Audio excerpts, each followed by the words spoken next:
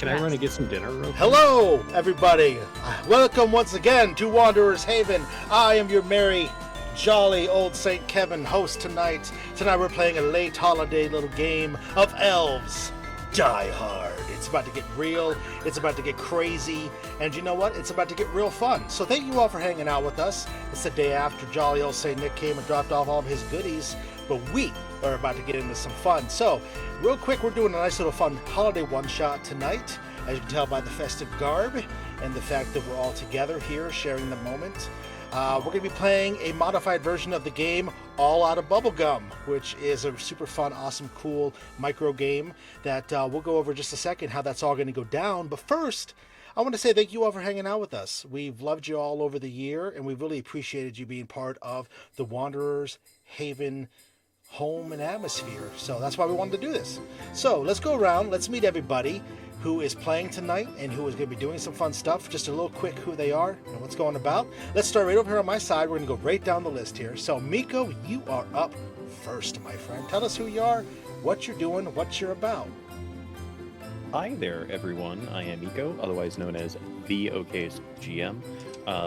I today will be playing a surly old man, so not a stretch in the slightest, who is named Gunner, and he we'll get into some of his trauma in the past, but to say the least, he only has one hand. There was a sledding accident. We don't talk about that sort of thing. And because he can no longer do his previous jobs for Santa, his current job is on Constance's team to go around and check on the children of the world and submit reports for the lists. I like that. Very cool. Very cool. So it's up to Miko whether or not you're considered naughty or nice. I'm very concerned about this. But hey, we'd all do our part, right? Awesome. It's going to be fun, Miko. Can't wait, my friend. Beth, right there in the middle on the other side. Hello. Welcome. Tell us what you're up to tonight. Well, I'm very excited for this. I don't know what I'm up to tonight. I guess we'll find out. But I am going to be playing a character named Agnes. She is Santa's Bear Master and captain of the Bjornen Guard, which is the North Pole's cavalry of combat polar bears. Her bear, her personal combat polar bear, is named Frostbite. She is a very skilled archer. She can throw a dagger, but she does love a good cup of hot cocoa. So hopefully she'll be able to use all of her skills, and I guess we'll see. We'll see what happens with all of this. She would have been right at home at our other holiday episode just a minute ago, right, Jeremy? When we all were just really enjoying the hot cocoa moments brought to us by Carly's cleric, which is a warlock. That was a lot of fun. But nice. So yeah, I can't wait. You got to make it a running thing now. You got to be talking about cocoa the whole time. So yes, I will. Excellent. So speaking of Jeremy, down there at the bottom, holding it up, my friend, tell us what's going on, man. How you doing? How was your holiday? How are you? I'm really offended because Coco is my mom, Coco the elf. Oh, I see. And everyone's always talking about like weird things about putting her in their mouth and things, and it really makes me upset. So everybody loves your mom, right? Love me some Coco. They keep calling her Hot Coco. Oh yeah, Hot Coco. Very weird. Hey, I'm Jeremy. My mom is not Coco, but my character Sherp, his mom is going to be Coco, just to make it funny. What else am I supposed to say? I was too busy on my trying to figure out if my internet was dying or not. That's good enough. Whatever you want to tell us is fine. You know, there's no requirements here. We're all friends enjoying the holiday moment. So thanks for being here, everybody. Thanks for having us. Yeah, of course. They all three are going to be three of the titular elves that will die hard this evening. I will be Kevin. I will be your game master for this evening, a narrator of sorts, a storyteller, as it were, and I'm really channeling my young Santa Claus. Remember with the red beard with the year without Santa Claus? So if Heat Miser shows up, you will know what's going on. But yeah, so I'll be playing as everybody and everything else as we play this game tonight. This is a game that, like I said, we're playing a little bit of a variation of Outta Bubblegum, which is a really cool, fun game that you all should go check out. There is, I don't have a way to do that, I don't think. I don't see a chat, but I have a link somewhere floating around, but we'll share that later. But it is a super fun game, really rules light, as you will see. Specifically, before we get in, let's just go over that real quick. That way everybody's on the same page. Everybody knows what's going down. What's going to happen is this. We have simple rules to play, all out of candy canes. You guys got to save Santa tonight. And what's going to happen is everything that requires a dice roll tonight is going to be a 1d10, one 10-sided die. All of these characters are going to start off with a certain number of candy canes in their personal little bucket of goodiness, their stocking as it were. If they want to, well, I should preface by saying, those of you familiar with the movie They Live will understand that All Outta Bubblegum is a reference to the famous line, I'm here to kick ass and take names and chew bubblegum. I messed it up already, and I'm all out of gum. So they will be rolling a d10. Anything that requires them to kick butt is going to be number hired number, yeah, then the number of candy canes they have remaining in their pool. And anything that's equal to or lower, that will be for the more mundane things. As you can imagine, as things go on, it's going to get a little more crazy and wild as more butt kickery is going to be happening, because they can automatically lose a candy cane to succeed if they wish for story-driven things. So we got the rules. That's really all the rules are. So who wants to get into it? We're going to get into this? Let's do it, shall we? Before we do, Kev, you might want to turn the yes. music level down just a tiny I bit. would It love does to do feel a little bit loud compared to Love everyone's to voices do on that. screen. Let's Just see. FYI. Yeah, let's do that. Let's turn it down and let's party it on down. Oh, you know why? Because I have the settings are wrong. It's all the way up there. We don't need it that loud. Why do we have it that No. loud?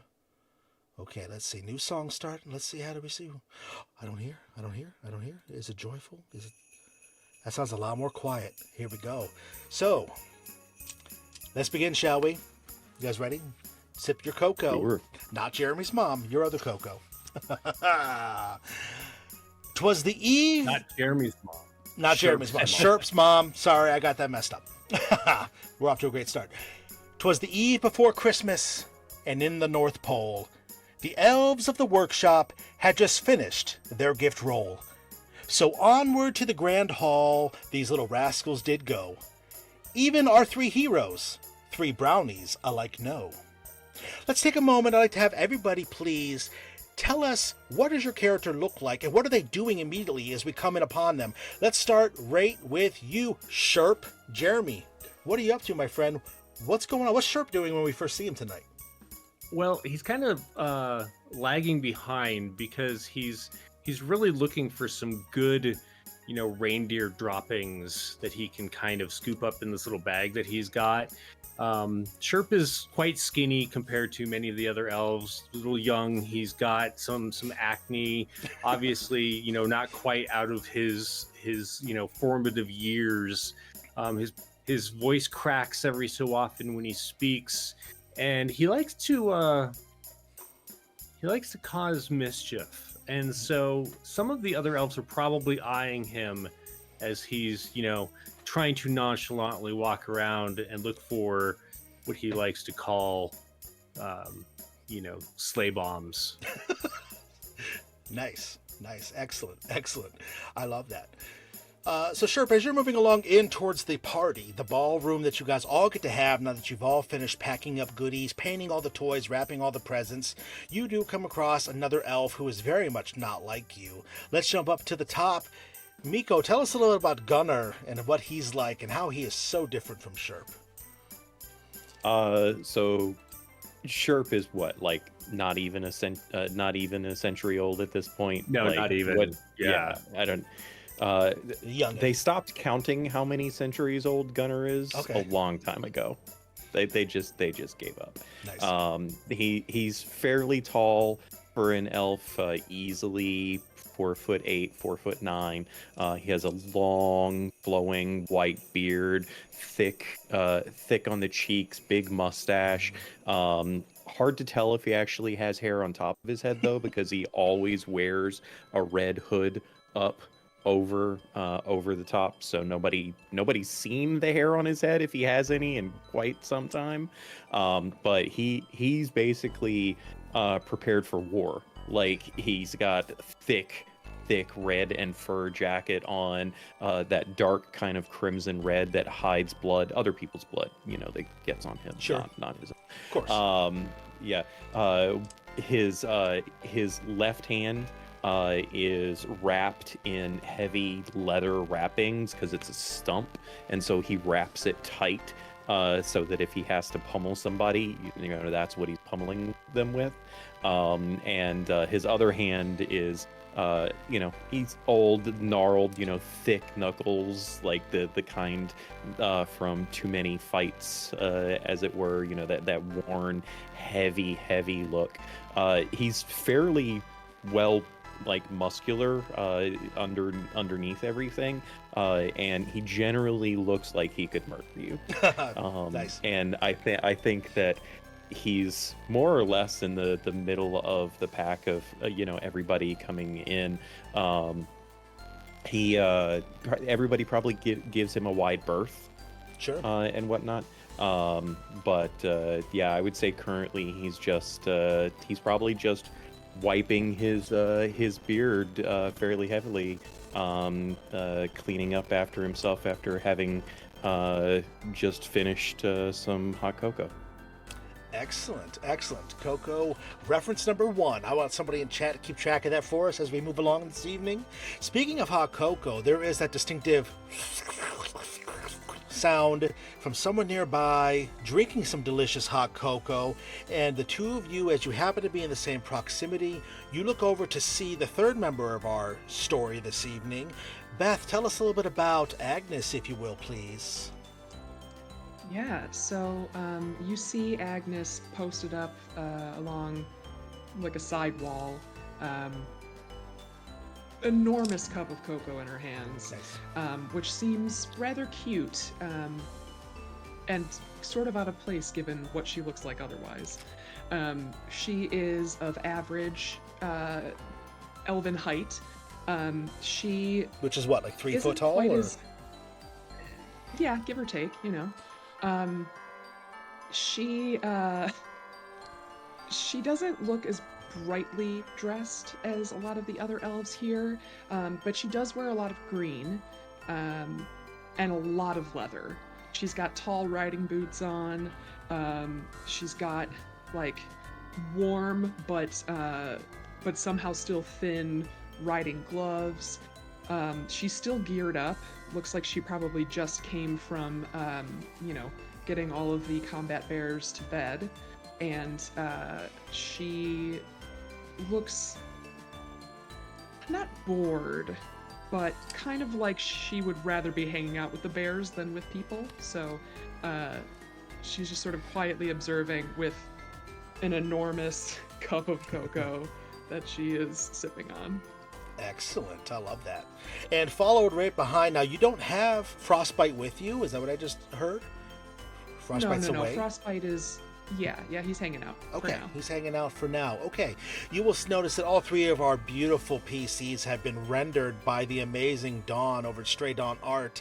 It has been shown at the lower left corner, so if you've appreciated that, make sure you go let her know how fun that was. There'll be more of that in a minute, but as you all are getting ready to go into the scene, is to enter into the ballroom, you all have a moment where the 3 of you happen to come together in this empty hallway, and this music does drown out for a moment before the band switches over to another tune. Is there anything you 3 want to tell each other, or have any sort of moments about the holiday season?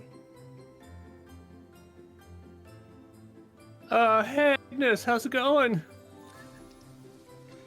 Hi, Shep. Sure. I was thinking, you need a lot of energy this evening. Would you like a Red Bull instead of that hot chocolate? Is it actually a Red Bull, or is this some kind of trick? I mean, it's absolutely a Red Bull can. I opened it just now for you. Oh, you know what? I am good with the cocoa. There's a lot of sugar in here, so I think that'll keep me riding high for a while. All right. Why don't you try giving it to Gunner? Yeah, I glance over my shoulder He and I looks look like at he Gunner, needs a pick-me-up. and I'm just like, yeah, last time I gave him caffeine, it didn't turn out so well for me, so I'm gonna just, I'll meet you all inside. Oh, well, I certainly hope we find out what that might be about. I hope so too. Excellent. So yeah, you guys go to enter into the ballroom. The night was still young throughout the lodge made of wood. To party on down like good employee Smiths should. You move into the ballroom, all decked out in gold. You're well loved by your peers, both young and old. As you enter into the ballroom, we'll see that this is an elaborate, festive holiday getup in here. There is gold and glitter everywhere. We can tell that everybody in here is well into the expressions of the night. There is garland and tinsel on all of the different sides of the room. And also, I would like for you all to tell me what is something that you each notice that is the most important to you in this scene. Let's start with Gunner this time.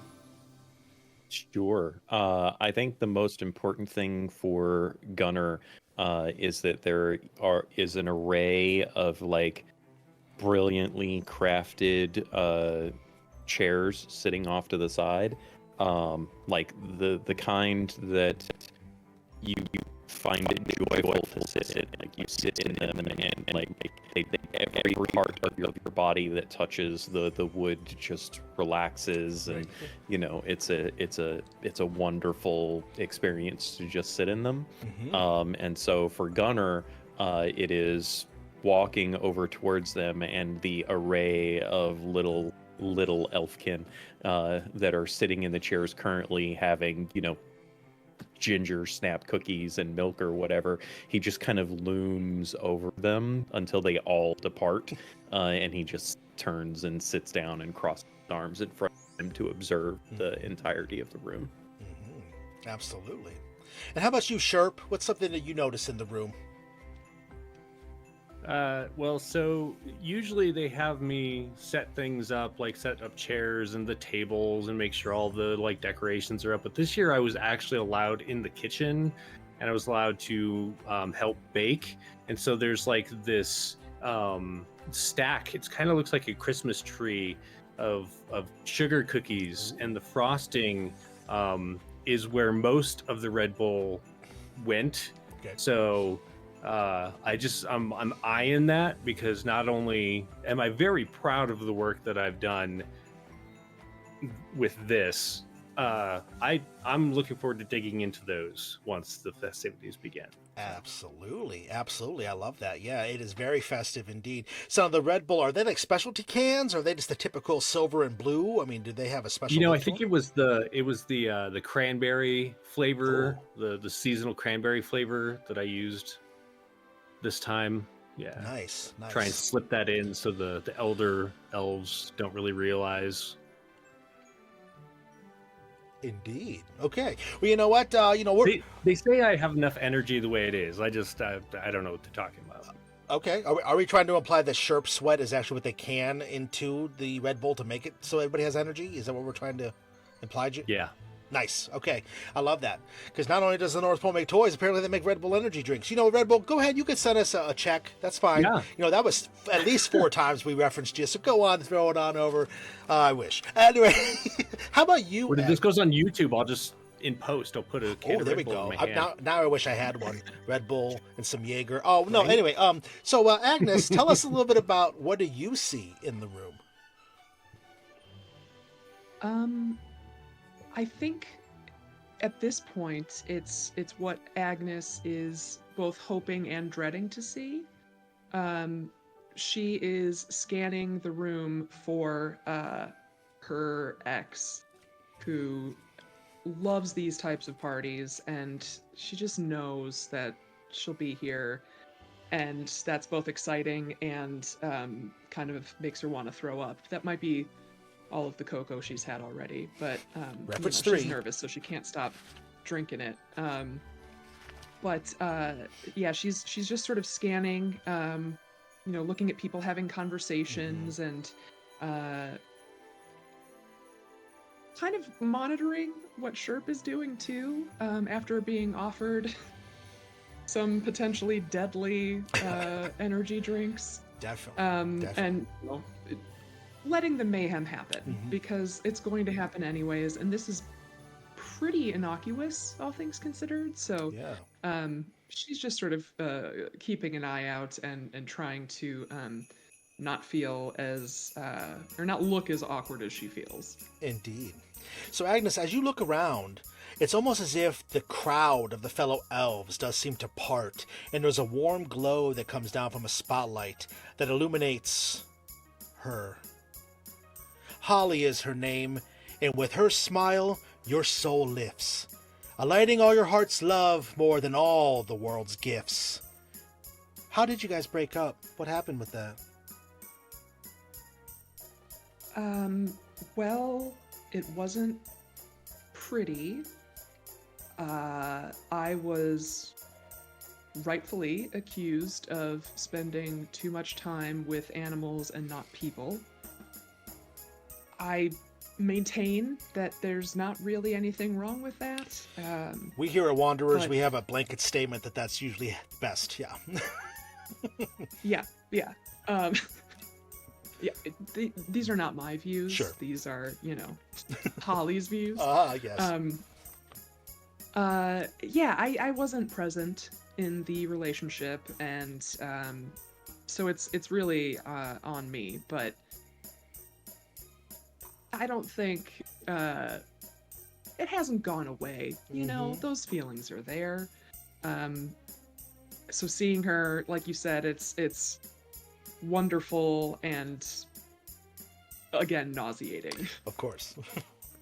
So she actually notices that you notice her. The two of you lock eyes for a moment, and almost like a beautiful glide, she just crosses through the room, through that part of all the elves. They all seem to be dancing in slow motion as she comes towards you. And as she does, you see she passes by Sherp, who just looks, passes by a gunner who's sitting there looking up. Maybe he's looking... Oh, okay, he's yawning. I love that even better. And as she gets over to you, hi, Agnes. I wasn't expecting you to be here tonight. I thought maybe you'd be out with Bjorn Guard. I was earlier, but I am trying to spend time with the rest of the elves, and this is my attempt. Well, that's You look really nice, Oh, by the way. thanks. You look nice too. Is that a new coat or? Oh, sort of. Yeah, I got some new patches on it, but and it's covered in white hair. It's just sort of like just. She actually some reaches drop. forward and she actually plucks one off of your shoulder and kind of flicks it down to the It's ground. fucking long and Yeah, coarse, it's like- polar bear hair, Yeah. clear. Mhm. Are you having a nice time? Yeah, I mean, as you can see, everybody's around. It's a really nice time, and I just really think. And before she could say any more, you do look around, and Sherp, from where you're standing, you can tell that all of your fellow small tinkers are present and glad. Unfortunately, so's Ellis, the douchiest of cads.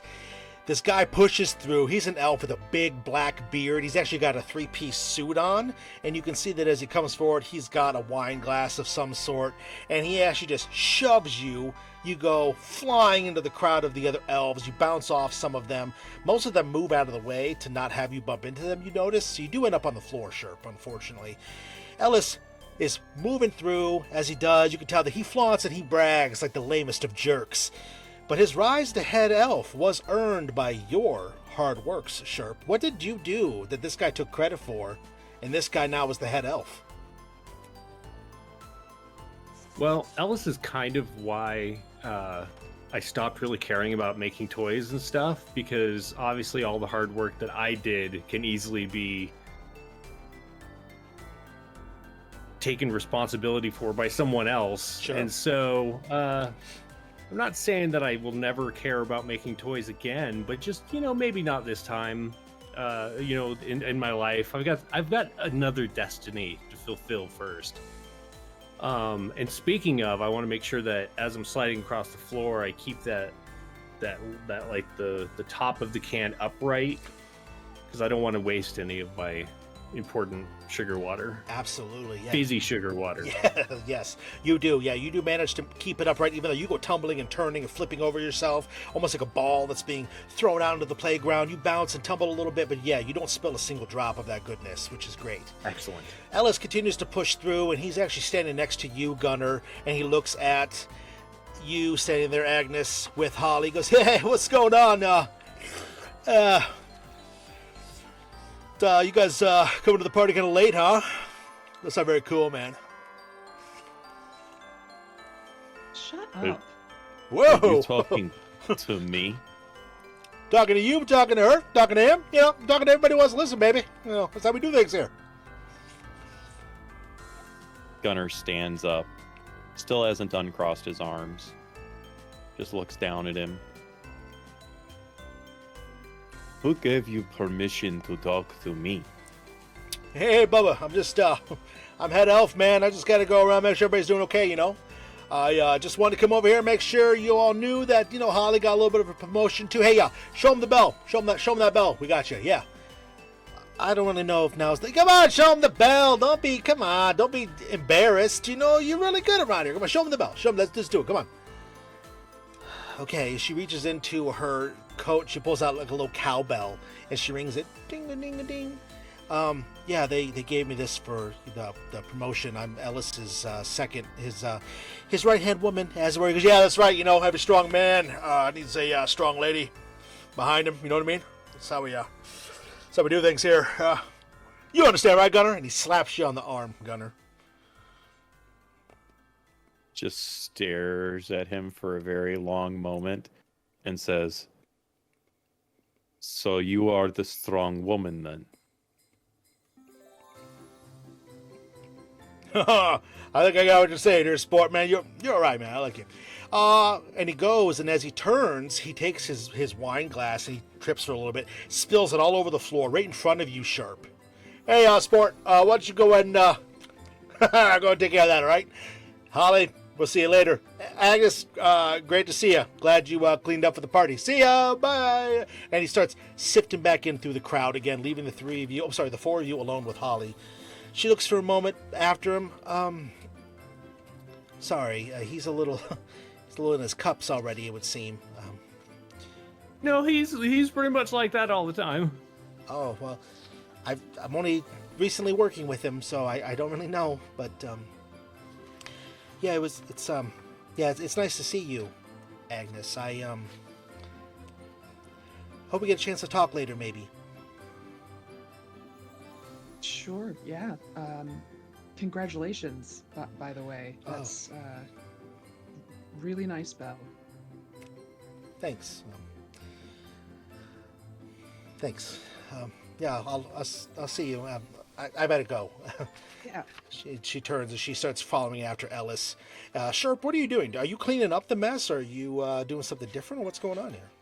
I'm actually looking down at my outfit, which is now like covered in dirt and snow and gluck from sliding across this spot to begin with, and I'm mumbling to myself, I already just cleaned this spot. I guess I'll go find a mop or something. Don't worry about it. And Gunner just goes over to like someone's coat that was hanging on a peg unattended.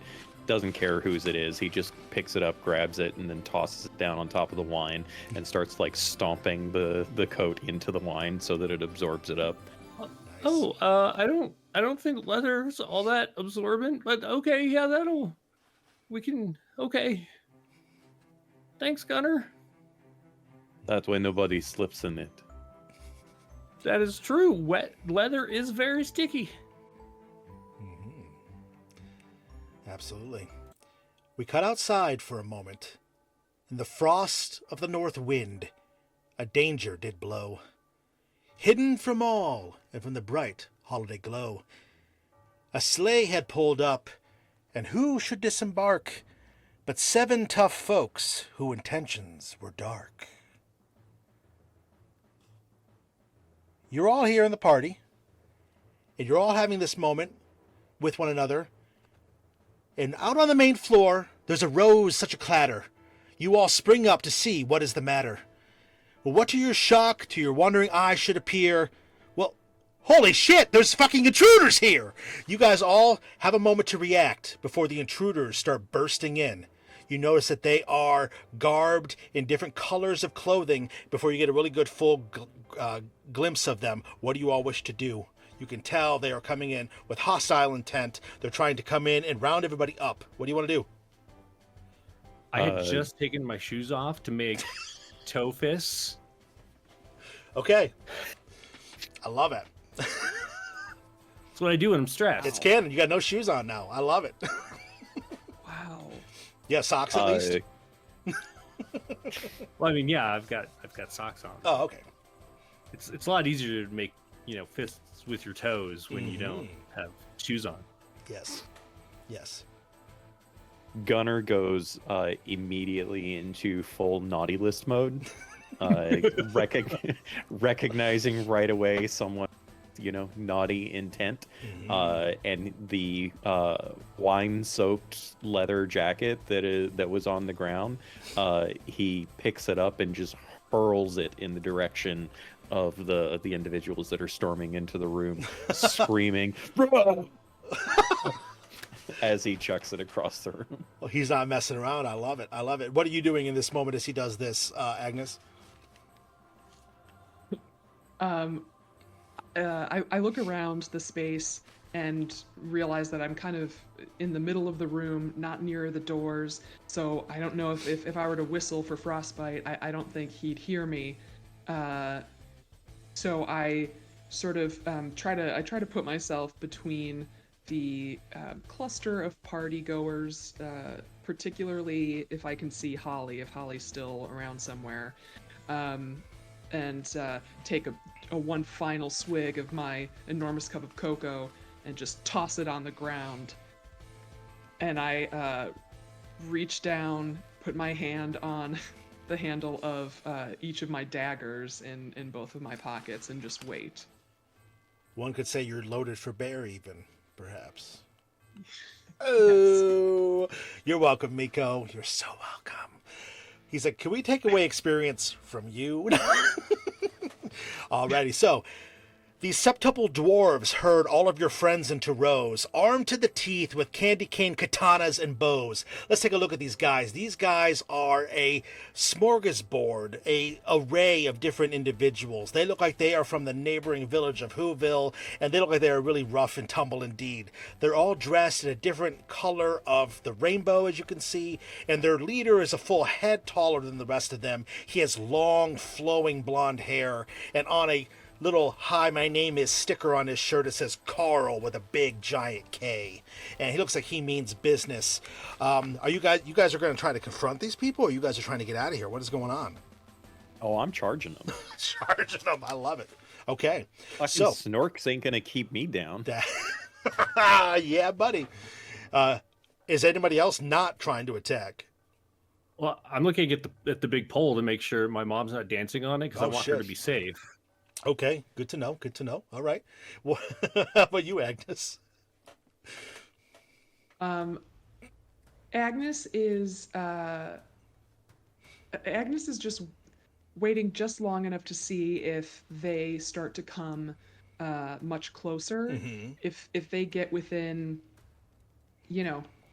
less than 10 feet from me, I'm coming out with daggers. But for now, I'm trying to play it a little bit cool to see, so we don't start something that we can't finish. You got it. So let's do this. Let's go ahead and bring up everybody's candy canes. So as we said, each character here has 7 candy canes as depicted on the nice little screen icon we have here. In order to do something kick butt, you have to roll higher than the number of candy canes you currently have on a D10. Just to remind everybody of the rules. So it sounds like both Gunner and Agnes want to do something kick butt. Sherp, you want to do something a little more mundane. You just want to check on Mom, make sure Coco's okay, swinging on that naughty pole. Right. So let's have everybody roll 1d10. I need Sherp to roll below 7 or equal to 7, and I need both Agnes and Gunner to roll above 7. If they could, please let me know what y'all get. You also can choose to automatically succeed by sacrificing a candy cane that you permanently lose and can no longer have for the rest of the game tonight. Do we have to declare that sacrifice before we roll? No, or can we you roll can. first? If you roll and you don't, oh no, I do succeed instead, kind of thing. Yeah, you can do it after, because you know what? It's that kind of game. So what everybody get? Got a 10. Ooh, Nice. I got a 7. I don't know if that does. Do you have to roll above, you or have do to you have roll to roll equal or above. higher? If you roll equal, it has to be for a more mundane roll. So yeah, you have to roll above. Okay. No, I will sacrifice a candy cane. Oh, snap. Gunner sacrificing the candy cane. 1 is down already, giving you nice 6. Agnes, you do get a 10, which is basically going to be something amazing. I want you to cinematically describe how you awesomely do what you were just about to do. Real quick, though. Sherp, what did you get? 2. A 2. Sherp, yeah, you look over at Mom. She is swinging the pole. Doesn't have any sort of problem at all. She's Mom, flipping and dancing her get hair. down. She's got a Santa hat. She flicks it out of the way, gets caught on one of her hoop earrings. She has to stop for a second and undo it, and then she just keeps on working the magic. She has like a gingerbread halter top kind of apparatus on, and she adjusts it for a little bit. Agnes, you said you were kind of seeing what was Yes. going to happen and what's going on. So tell me, what's going on? What'd you get with that 10? I mean, a 10 is basically like you did awesome. You did the best you could do. So you could add a story element. You could do whatever you want. Tell us what's going on Yeah, here. so as they sort of creep forward, it kind of looks like they're hurting us a little bit, and someone kind of off to the side, one of the naughty dwarves, gets a little too close for my liking, and so I'm going to unleash both of my daggers and charge at one of them. I'm gonna charge at the one that's coming a little too close, and I'm going to throw a dagger at the next in line. Absolutely. So you come in, the daggers are flying. One goes forward, it shoots forward. It takes this gentleman here who's wearing the dark burgundy clothing. It hits him in the shoulder, spins him, and he falls to one knee. And he looks up, hey, who threw that? And then when he says that, you charge up over him. You vault up over his shoulder and come down. Ah! At the next one, stab out at the one with the green. He has a candy cane, looks like a cane. He swings it up. Smacks the dagger away as you land next to him, and the two of you square off, and he goes, I don't think you want to mess with us, little lady. And with that, the big tall one in the red looks over. What is the meaning of all of this? Is there going to be a problem over here? And that's when Gunner slams into him. Hell yeah. All right. Gunner, yeah, you As he is, that was Carl. That's spoke, Carl, right? yes. How tall is Carl compared to Gunner? He is twice your height. Carl is almost the size of a human. He is enormous. Okay. Perfect. Gunner's gonna kneecap him. Yeah, all right. Just full on tackle both knees, trying to bend them backwards, sort of kneecap. Hell yeah, yeah, because when you sacrifice a candy cane, it's like you get a 10. So yeah, you just slam into him, knock him down into the ground, you tumble and roll up, you hear him go, oh, that hurt, what you're doing, that's terrible, oh, my knees, I will never dance again, shit. And he knock him down, you roll up and you come up on the other side, push up off the ground with your stump arm, and as this happens, as all 7 of them start to turn and start to close in around you guys, you hear Holly from across the room, no, run! And there is another figure, their leader, who stepped forth out of the cold night now gloom, to snap his fingers with as much warmth as a tomb. His skin was tufted fur, and marked as green as his vial, and a snarl crossed his lips as he said with a smile, get on your knees, all you irritant sprites, and make way for the Grinch, your new master this night. And you see this guy come in, and he is wearing, again, a suit, red tie, bright red tie. He has got green furry skin. He has a beastly looking dog down at his side that looks like it is some sort of Rottweiler mix. It does have a single antler strapped to its head, and it has a spike in the front of it, like he is going to do some damage. This gentleman has a apparatus that he pulls out of his suit coat. It looks like it is a beautiful pearl-handled candy cane pistol, and he waves it at all of you. You just all can't stand by. Your thoughts ring out loud and true. So now it's all on your initiative, guys. What are you going to do? The Grinch is here with 7 Who's ready to cause some mischief here at the North Pole. What are you guys doing? Grinch Gruber. The Grinch Gruber. So I'm gonna hit the deck, and realizing I'm gonna need as much energy as possible, I'm going to scurry over and just reach up and grab like a handful of those cookies I made and just start like chowing down. Hell yeah.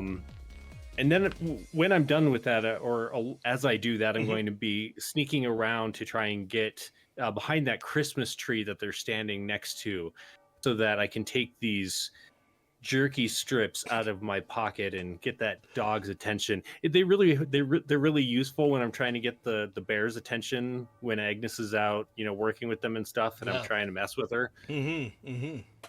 Who knew that they would come in handy tonight? You didn't realize that I she knew didn't. that, but now she does. Absolutely. Yeah, so you start doing it. Yeah, you start mowing down on these cookies. Crumbs are flying everywhere. There's icing all over your face. Sherp, you are just looking like you are just a little kid enjoying the holiday goodness. And you start crawling along the floor. I'm going to need you to roll a roll for me. Are you trying to be like sneaky and not get caught when you move in behind the Christmas tree? I think you're going to have to roll a kick butt roll then, my friend. You're going to have to roll a d10 and get above your 7 that you still have. Okay, well, I got an 8, which isn't as kick butt as the 10 that everyone else has been getting, but I'm happy with it. But it is enough, yeah. Sherp, you crawl in amongst the floor, bobbing and weaving in and out of the other elves that are nearby, getting rounded up by these little Whoville dwarves, and you get back in behind the Christmas tree and scurry into it, completely hidden from view of the Grinch and his men. How about you, Agnes? What are you doing? Still attacking or something different? I will grab my dagger that was thrown, that hit the whichever elf it was. Indigo elf. So I've got that, and I've got the my other dagger. I will push my way to the side, and there's sort of like a side door, and I'm trying to make my way over there so that I can maybe get out of here and either get my bear or figure out what to do. Absolutely. I'm going to need you to do a kick butt roll because you're trying to get out of here quick, fast, jumping in and over people and trying to just get out of Dodge.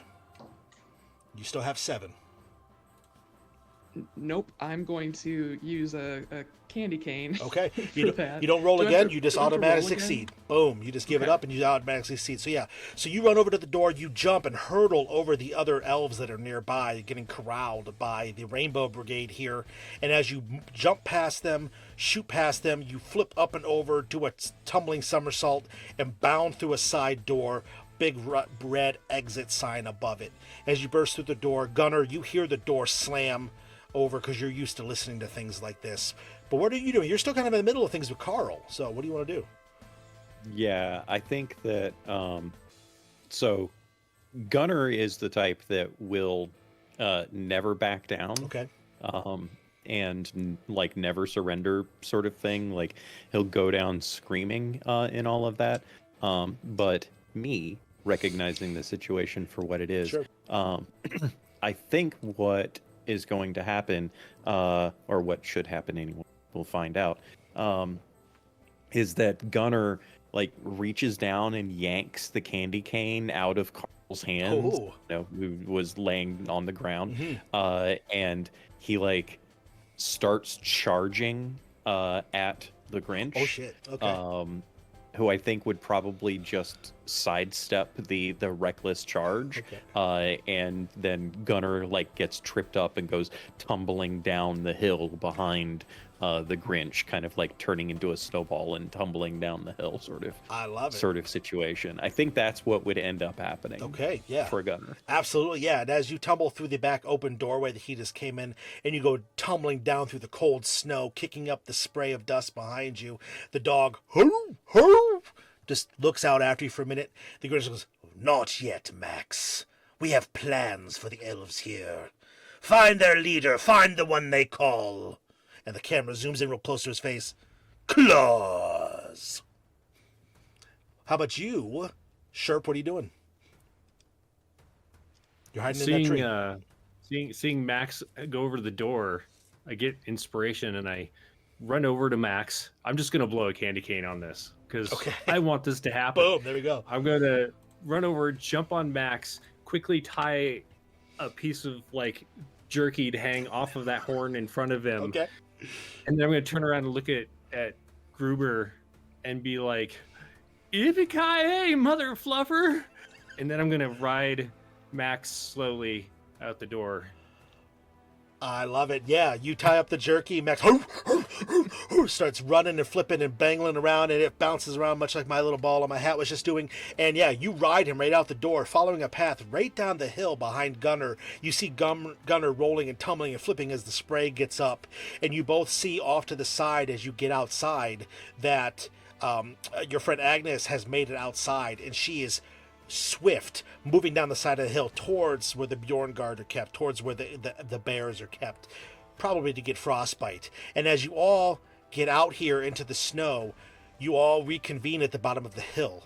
The dog seems to be very pleased with you, Sharp. As you get down to the bottom of the hill, you see that he is still trying to... Who's a good boy? Who's a good boy? Yeah, that's right, you are. Uh-huh. And he actually, much to your surprise, he sits down on his hind butt, and he actually starts sniffing and licking at your face. You've made a new friend tonight. Does his breath smell fine, or has he been licking that hind butt? You want to roll for it? No, it's all right. Then yes, he does smell like his hind butt. It's got to smell like peppermint, right? There we go. Yes, exactly. Exactly. Yes. Yeah, it smells fresh and tingly like peppermint. Yes. Excellent. So, where are you guys going? What's going on? How are you guys going to fight back against this invasion that you've had tonight? Well, Gunner, I'm not completely sure what you were doing there. That was an interesting tactic, but I thought I'd follow you out here. Gunner is like thrusts his head up out of the snow, looking around, kind of enraged. Sees Sherp there next to him. Sees the dog. Gets red in the face and angry for a moment before. 1, 2, 3, 4, 5. All right. I see you've been doing those classes that Santa asked you to do. Asked. Right. Gunner's just silently nodding to himself. Speaking of Santa, did you hear that that guy was looking for him? Should we go warn him? You see Agnes pull up on the back of a truly enormous polar bear, and she looks down at you, Sherp, and says, "Yeah, that's exactly what we're gonna do. Get on." And she'll reach down and. I toss Frostbite some jerky and wink at him. Good boy. Frostbite, this is Max. Max, Frostbite. They turn and they sniff one another. They get very close. Start doing circles. Yeah, exactly. And after just it's much harder for Max to sniff Frostbite's butt at the same time.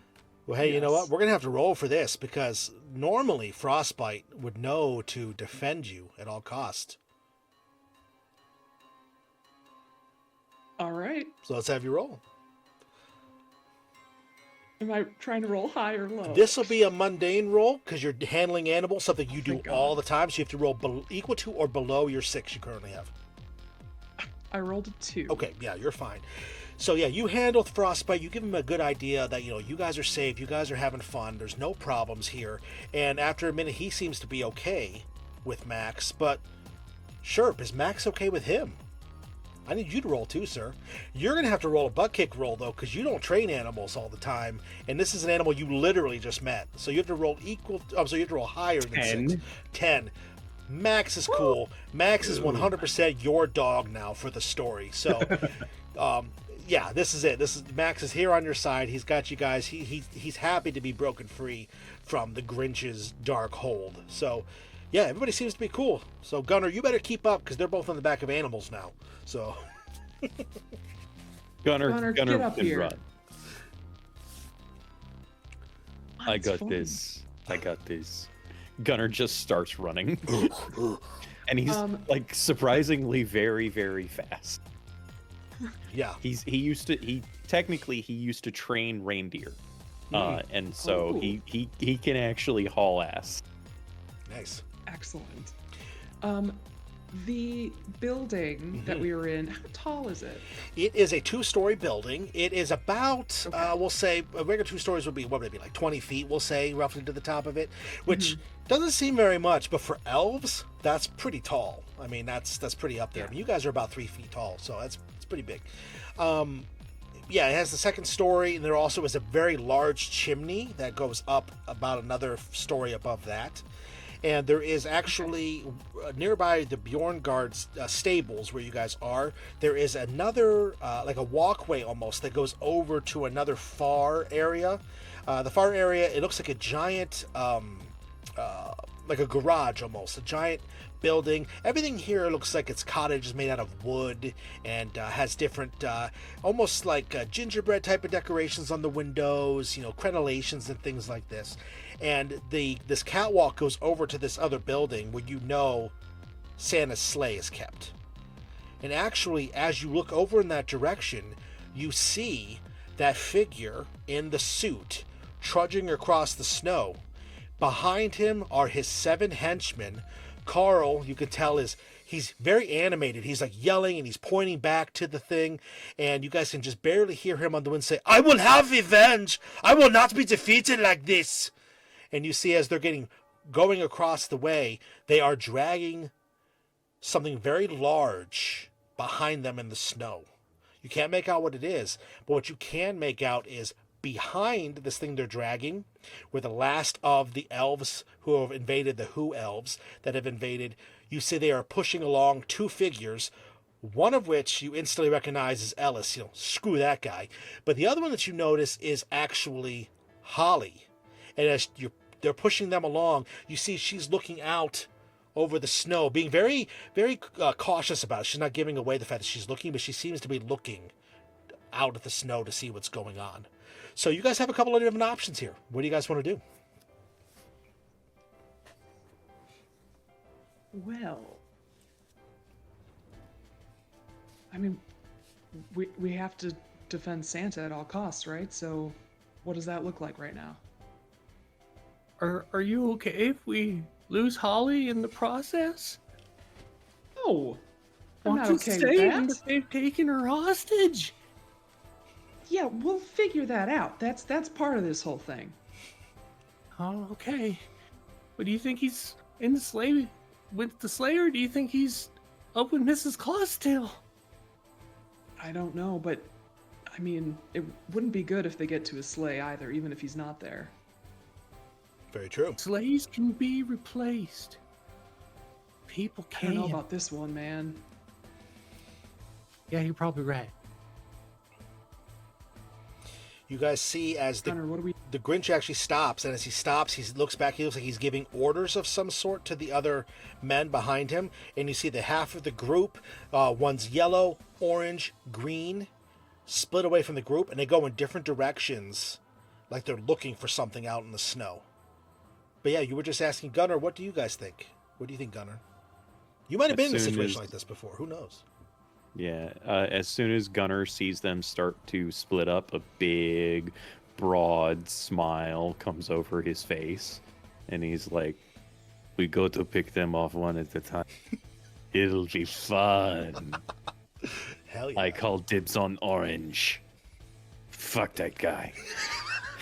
And he immediately just starts stalking off towards orange. I love it. Are you guys all staying together? Or are you guys splitting up?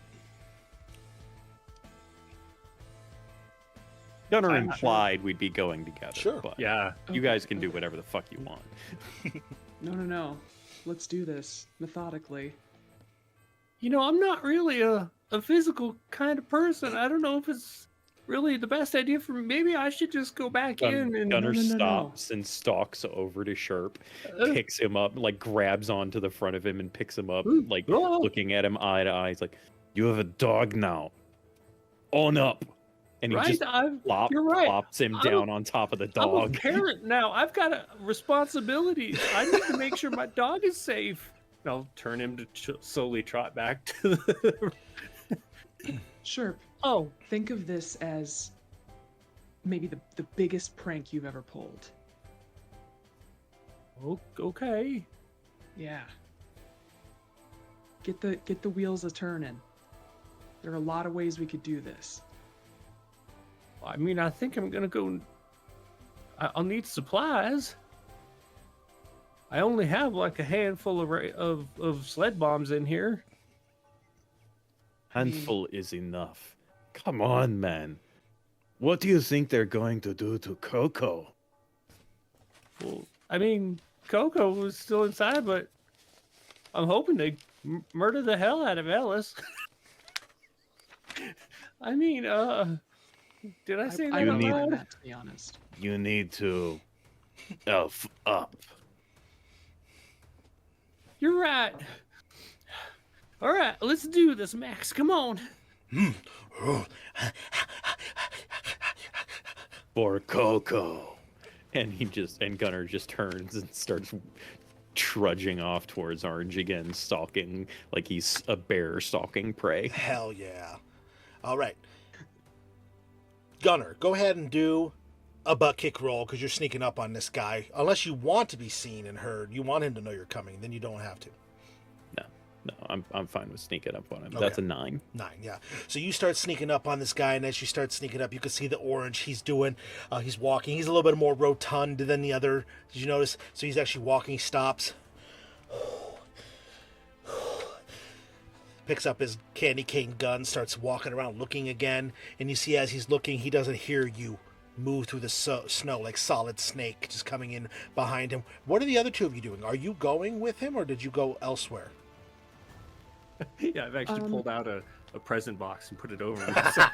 And I'm just sliding my forward gosh. through the snow. Hell yeah. So it's big enough to cover you and Max. And the dog, right? Absolutely. I love it. I love it. So let's have you roll, though, Oh yeah. Jeremy. Well, go ahead, Agnes, while I do this. So how far apart did the ones that split off spread? Are they sort of near each other, or are they like super far apart? No, they're spreading out far enough away. Because you're part of the Bjorn Guard, you have a general idea of how people move around when they're trying to do searching and looking. It looks like they're searching. They've gone into 3 separate directions. Going towards where the garage is that holds the sleigh would be like north. And so they've gone east, Okay. west, and south.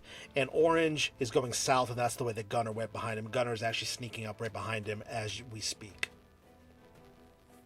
So I will have I'll have Frostbite take me towards the western naughty dwarf, and I'm going to like there's a blanket underneath the saddle on Frostbite, and so I'll sort of take that off and make it look like it's a bedroll, but like I'm inside it. Okay. And so I'm trying to hide myself as my bear stalks forward towards this guy, and at the right moment, I plan on popping out with my crossbow and hopefully taking a shot. Nice. Do you think this is something that you do often with Frostbite, this type of approach, or no? Not typically. Normally we proudly ride into battle, and this is a little bit different. Okay. Let's go ahead and have you do a butt kicking roll then. You have to roll higher than your number of candy canes, which is still at 6. Or you can sacrifice. All right. I'm sacrificing one. Oh, here we go. Okay. Putting you down to a nice solid 5. Okay. So yeah, so you boy. roll yourself up nice and tight, just your little face is peeking out, and Frostbite is slowly plodding in towards the yellow dwarf, you'll notice. Sharp, where are you and Max going? So we're just kind of moving forward as a box. As the box, that's right. Yeah, doing the solid snake thing. Okay. You said to roll, but was I doing a mundane roll or a high roll? I think hiding in a present box that you poofed out of nowhere has got to be a butt kick roll, my friend. Well, I mean, it's not really out of nowhere. I pulled it out of my, very normal pack that then I unfolded this from. I see. Well, in that case, I failed. I got a 5. Okay. Oh, no. Unfortunately, every failure is going to actually reduce a candy cane as well. So, candy canes are going down. If it's gonna get rid of candy cane, Might as well do it, right? Blow it. Okay, right? well, you know what then? That's right. Because I forgot to mention that. I'll let you retroactively do that. Yes, if you fail a roll that you're trying, so if you're trying to do a butt kick roll and you roll too low, you lose a candy cane. If you're trying to do a mundane roll and you roll too high, you lose a candy cane, kind of thing. So you lose candy canes other ways too. Sorry if I didn't mention that, everybody. We got lots of fun stuff going on. So anyway, so you decide anyways. Yeah, you're behind this box, and this orange is moving. He catches his breath, and he hears something. He turns around. The box is steady, and he just, hello. And that's when Gunner just jumps him from behind, Wow! gets him into a headlock, and just starts, putting him to sleep. Absolutely. All right, let's see you do a butt kick roll there, Gunner. As you come up, you're going to get the drop on him. Obviously, that's no problem. Yeah. But to see if you knock him out, take care of him. We'll need you to roll a butt kicking roll. That's a 3, so I'm sacking a candy cane. Okay, boom, here we go. So yeah, you get him in a headlock and a full Nelson. You drive him down into the snow, and he just goes limp as you drive him down into the snow and roll him over and knock him out. And he's down. Orange, gone. Hell yeah. So, Agnes, you're sneaking up on the other one, you said, on the back of Frostbite. As you're moving in, Yes. very slowly, Frostbite's coming in, plodding in right behind him. This guy, yellow, kind of a golden kind of tinge. He looks like he's a little bit more aware than the other guy was. So actually, you can see he's got a bat on his shoulder. He's walking around, and he sees the bear coming, and he goes, "Hey, what do you want, you stupid bear? Get out of here, man! Go on!" Frostbite will continue to walk towards him, but arcing away a little bit. He knows to do this because I have just tickled his side in the direction I want him to turn a little bit. Of course. So I'm hoping that this will, I guess, get rid of a little bit of the suspicion from this yellow guy. Okay. I think it's pretty mundane for you to handle Frostbite. You've done this many a time before. So let's see what the dice decide if that's going to be true or not, though. You currently have 5. That's a 4. A 4. Okay, that's enough. So yeah, you Frostbite just kind of goes off in a web. He's like, "Yeah, that's what I thought. Stupid bear, you don't want a piece of me."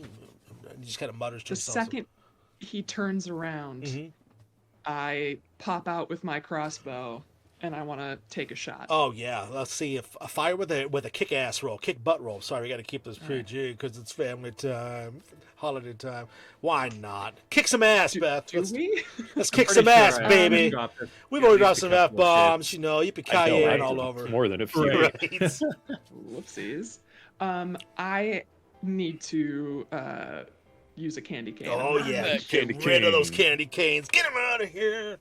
Down to 4. But you make the shot, and it goes wide. It slams right into his back. Now, what kind of ammo are you using? What does this look like when it hits him? It's typically we don't use lethal ammunition. Of course.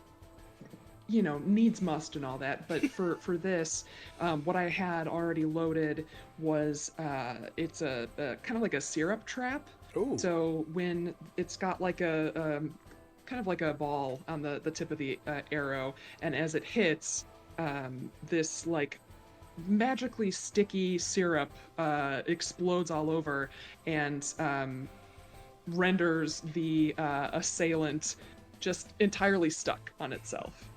So he falls into the snow, unable to move, restrained like Spider-Man webs, you know? Yeah, I love it. Yeah, it's like sticky syrup all over. The maple bomb on the edge of the arrow knocks him down. He's face down in the snow. As the arrow flies through the air, the camera pans next to it in slow-mo, and there's a Made in Canada sticker on the side of it.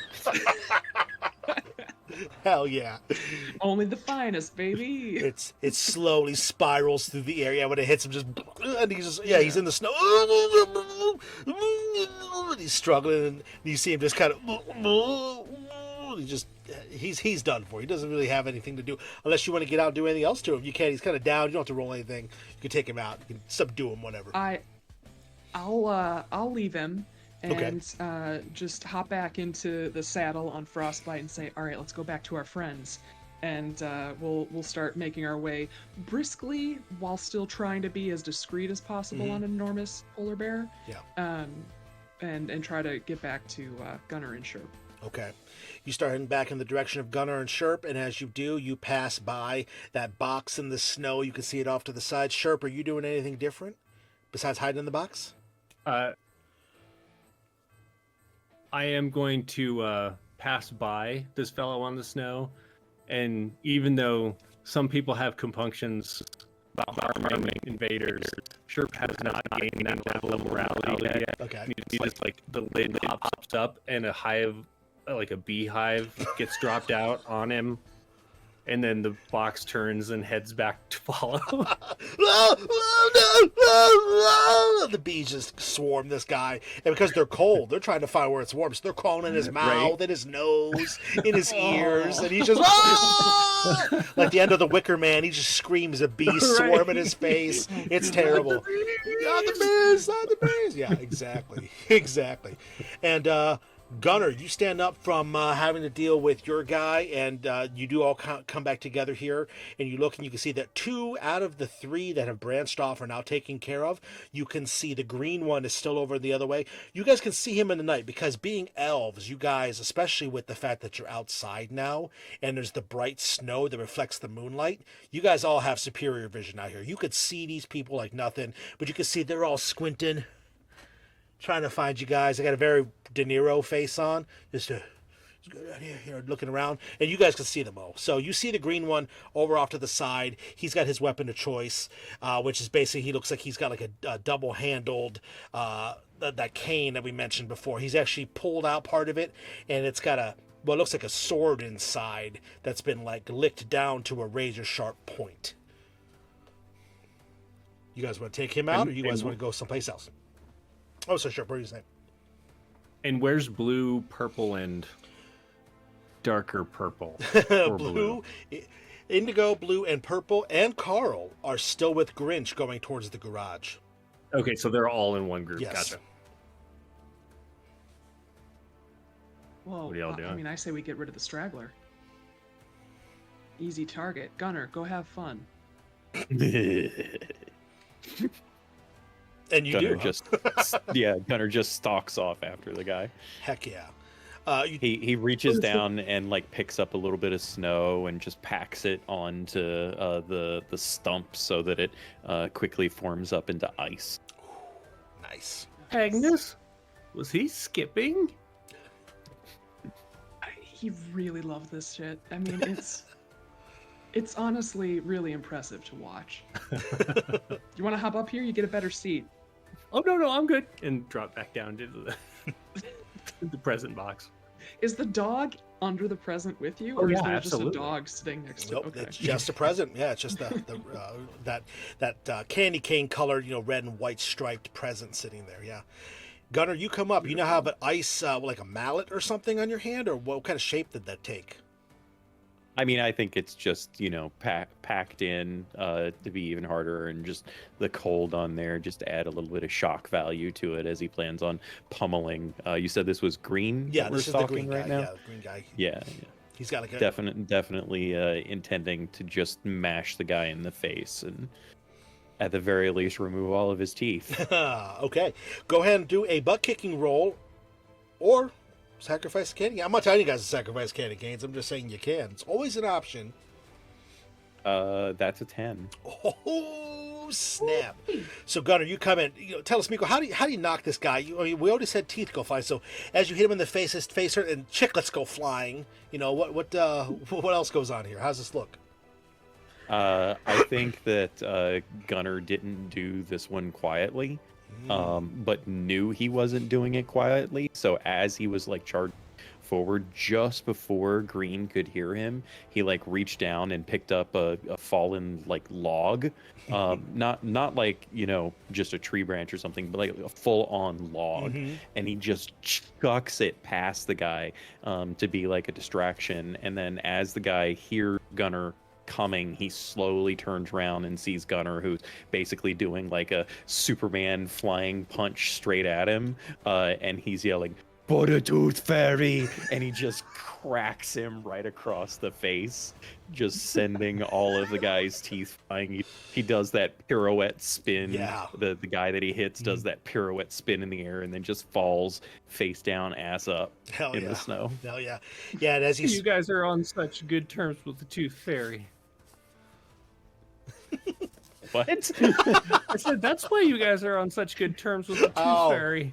Oh yeah. It actually Gunner's on very good terms with the Tooth Fairy. Oh, really? Well, actually, as the teeth are flying and they're about to hit the ground, you see them go, get swapped up in these little spirally, sparkly little tufts of energy, and they disappear. And then there's a beautiful, voluptuous lady off to the side. Gives you a wink, Gunner. And then she just kind of... As she whisks out, Gunner just kind of points at her with his one hand. He's like, "Later." Nice. And yeah, she just kind of disappears into a little snow swirl. So, you guys got half the group down. You look back and you can see at this point that the Grinch has actually entered into the garage. And you can see that the other three that are with him are actually pushing and shoving Holly and Ellis into the garage. And Carl is actually standing there. He turns and with a very slow, deliberate look, he scans the horizon, looking for you all. Stops, hefts his big, giant gun that he has, turns within. He grabs a hold of the big sack that they're dragging, and one hand it just kind of pulls it down through the door of the garage, and he kicks the door shut behind him. And as he does, all the light from inside the garage, of all the torch light and the light of the sled, are cut out as the door shuts. How many stories is this garage? The garage is the same. It is a large, imagine like a barn where it has like a loft on the top. It's that same type of structure. There's an area above where people can do work on and loading of the sled.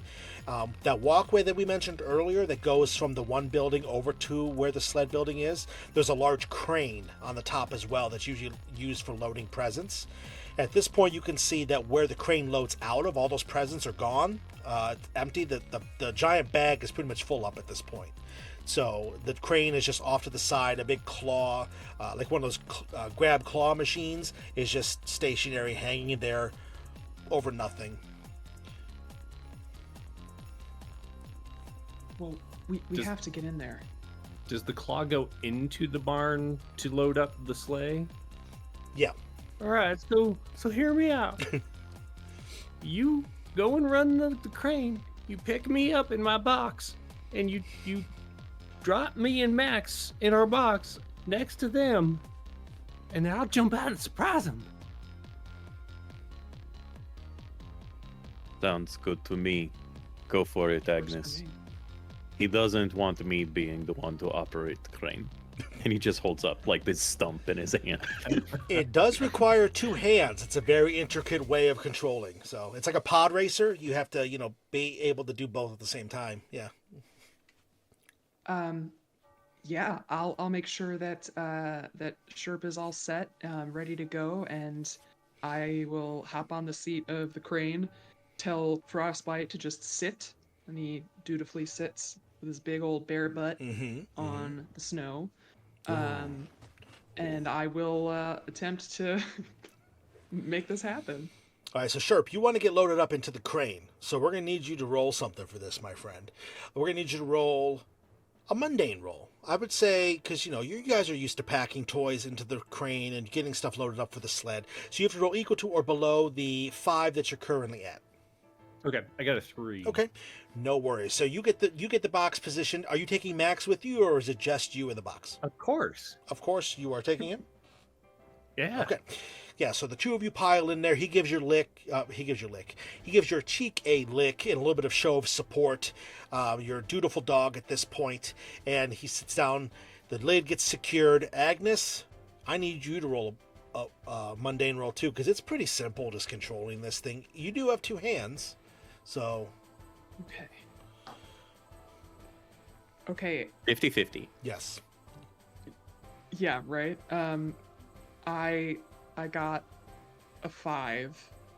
That is your candy canes, I think. So I think that She has succeeds, 4 doesn't it? currently. Oh, She's I at have 4.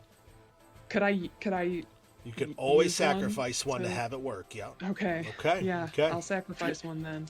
You got it. what's left of This Sherp must work. oozes out of the box as the claw crushes it. Yes, yeah, it does actually dig into it a little bit hard. Sherp, you kind of squeeze in a little bit as part of the fingers of it poke the sides of the box, but you do feel yourself lifting. You and Max are lifted up off the ground, and you can feel the crane swinging you guys up over where the sled would be below. Gunnar, what are you doing while she's maintaining and gesturing and doing this? So Gunnar is very familiar with the sled workshop, right? Mhm. Because he used sure. to before he lost his hand, he was making the sleds and Yeah. training the reindeer. Like that was his duty for centuries, right?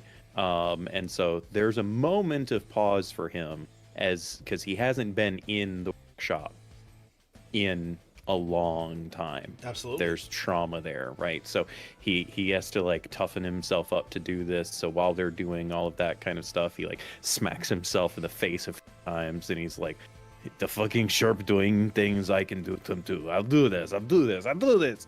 And he immediately starts heading off to the back entrance of the place where he knows the easy way of getting in unnoticed. Absolutely.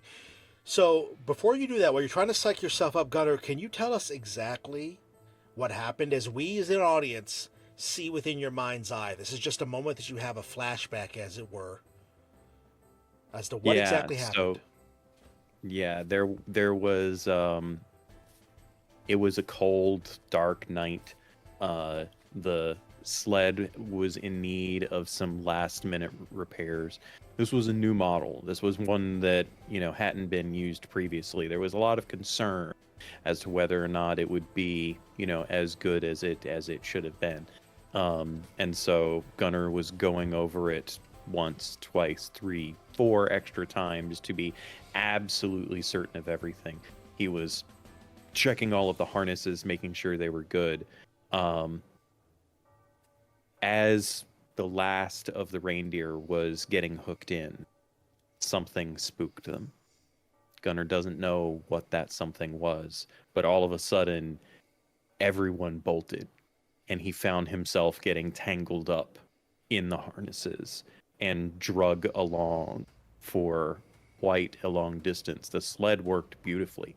It was faster than any sled had ever gone before, but dragged over rough terrain, through trees, through the air, with nothing but the harnesses to hold on, wrapped around his one hand, supporting all of his weight.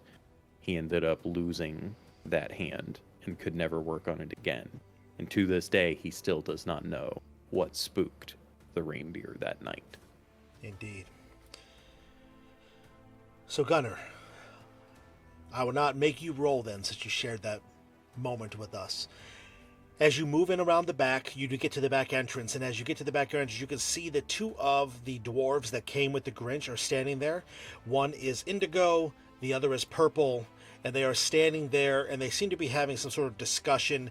They've got what looks to be toys in their hands. No, mine's bigger than yours, man. No, yours is bigger. Oh, yeah, yours is real bigger. Look at this. And they're having some sort of argument as to who has better toys that they've taken from the elves within. And they don't seem to notice you coming up. Even though you're lost in this reverie of a moment, they seem to be lost in this moment as well. As you come up, is there anything you want to do as you come up upon these two?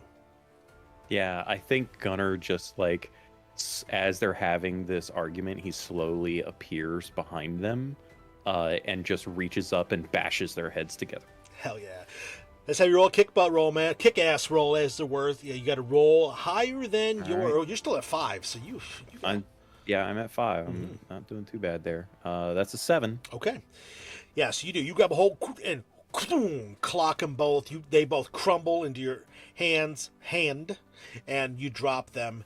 And as you drop them, there is just that small little insight of the fact that you hear something from within, something that you recognize. It is the sound of the sleigh starting to spool up.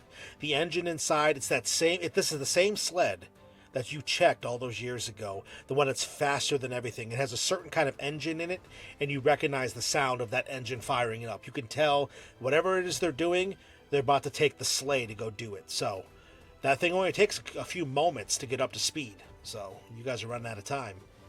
Gunnar immediately turns around and charges in as soon as he hears the sled powering up. You got it. You charge in. As you charge in, Agnes, you're still controlling the arm. You have Sherp directly above where the big giant sack would be. And you can't see within the shed from the positioning there. But Sherp, if you want to give me a roll to maybe notice something before Agnes releases the crane. Mundane roll, please. Equal to or lower than 5. I got a 9. A 9. You gonna take that loss, or are you just gonna sacrifice? Sack. You always sack. Always I might sack. as well. Okay. Rate, I'm going to say because you rolled so high, you're still going to sacrifice a candy cane, so you do notice, but you're going to notice as the box gets let go. As the box is released, and it starts to fall, and it spins and turns, the top tumbles off, and you and Max fall down in, and as you're falling, you can see that the giant sack of Santa's sleigh is actually closed at this point. Normally, it'd be open to accept the gifts, but because it's closed, that means it's about to take off. So, as you start to tumble and start to move and start to spin, the sleigh starts to shake and whir and start to get powered up. As you're falling, you see that there is a figure nearby entering into the front of the sleigh. As it is about to be fully powered up, you can see that no longer with Max. This art was made before that decision of you guys claiming Max was made. You can see the Grinch. Grinch Gruber is completely decked up in Santa's outfit. You can see off to the side, that thing you would have been rolling to see, is that off to the side, strapped to the front of the loading dock that's in here, is Holly on one side and Santa on the other. Santa is completely nude except for a small little red Speedo with some mistletoe right on the front. You know that Mrs. Claus gave this to him last Christmas. You don't know that's nothing I haven't seen before. Right, yeah, exactly. I was going to say, you don't know the details behind it, but you know that she gave it to her, or gave it to him, and you can see the two of them are tied up, and walking in amongst Carl and the other remaining elf is Ellis. Proud of himself. You can see he's got Holly's bell, and he's just kind of, and he walks up to Carl. So, Bubby, are we doing this? I mean, where's my payment? I mean, you guys said I'm going to be able to go back to your Whoville with you and get all the hot babes, you know, all of this and that and the other thing. I mean, we only got Coco here, so I'm looking for a really hot babe if you get me. Carl's like, shut up. And he slaps him in the face. And Ellis, tumbles off to the side. This wasn't part of the deal, man. It wasn't part of the deal. And you go tumbling. As you tumble out, I need you to roll a kick butt roll, a kick ass roll, as it were, to not fall off the top of the closed bag of goodies, because it's a pretty large fall. Okay, so if I were to spend a candy cane, You automatically succeed. could I not only land but also grab my also falling present disguise and just like pull it over so that it looks like there's a present sitting on top of the bag that maybe didn't get put in? Hell yeah, because if you sacrifice, it's like you automatically get a 10 for a kick-ass roll. So yeah, you automatically succeed. Yeah, you flip and tumble, pull the box back down on top of you and Max, and poof, land on top of the sleigh. Because of this, Agnes, as he drops, you hear boop, boop, boop, boop. This is a proximity alarm that goes off when there is a present that's not been properly loaded before takeoff. So you know that the sleigh is ready to take off, and you also know that he has just bid you a few moments of time, because now they're going to have to make sure that present is either in there or removed before it can fully take off. It's a safety feature to make sure nobody else loses a hand, you know? Yeah, Yeah. absolutely. Immediately after releasing Sherp in the present, Agnes hops off of the crane and jumps right onto Frostbite's back. Directs him over to the garage, and she just says to him, "All right, get me up there." And polar bears are very fucking tall, like 10 feet tall. Oh, hell yeah. When they stand on their hind legs. They're enormous. So she will, she'll like sit herself on his neck. He'll stand up, and then she'll try to get into either like a window or something. She would have guided him, you know, to get into maybe that second floor. And I'm going to try to see down into the area where the sleigh is kept. It's sort of, I mean, there's a lot of like storage and other junk up here. They're kind of like working on fixing up part of it too, so you know, construction equipment. But there's sort of like an opening where you can look down to view the sleigh. Yeah. And I'd like to get over there, load up another syrup bolt, and I want to shoot it at the actual like sled components of the sleigh, to maybe give it some more time. I don't want to ruin the sleigh, so I'm not going to try to hit the engine or anything. Sure. But I do want to give us a little bit more time. Yeah. And have it stick. Okay, well, we're going to need a kick-ass roll, Beth. Agnes, you can do this. I know it. You got a really good odds. You only got 3 candy canes. You got to roll higher than 3 on a D10. I have faith in you.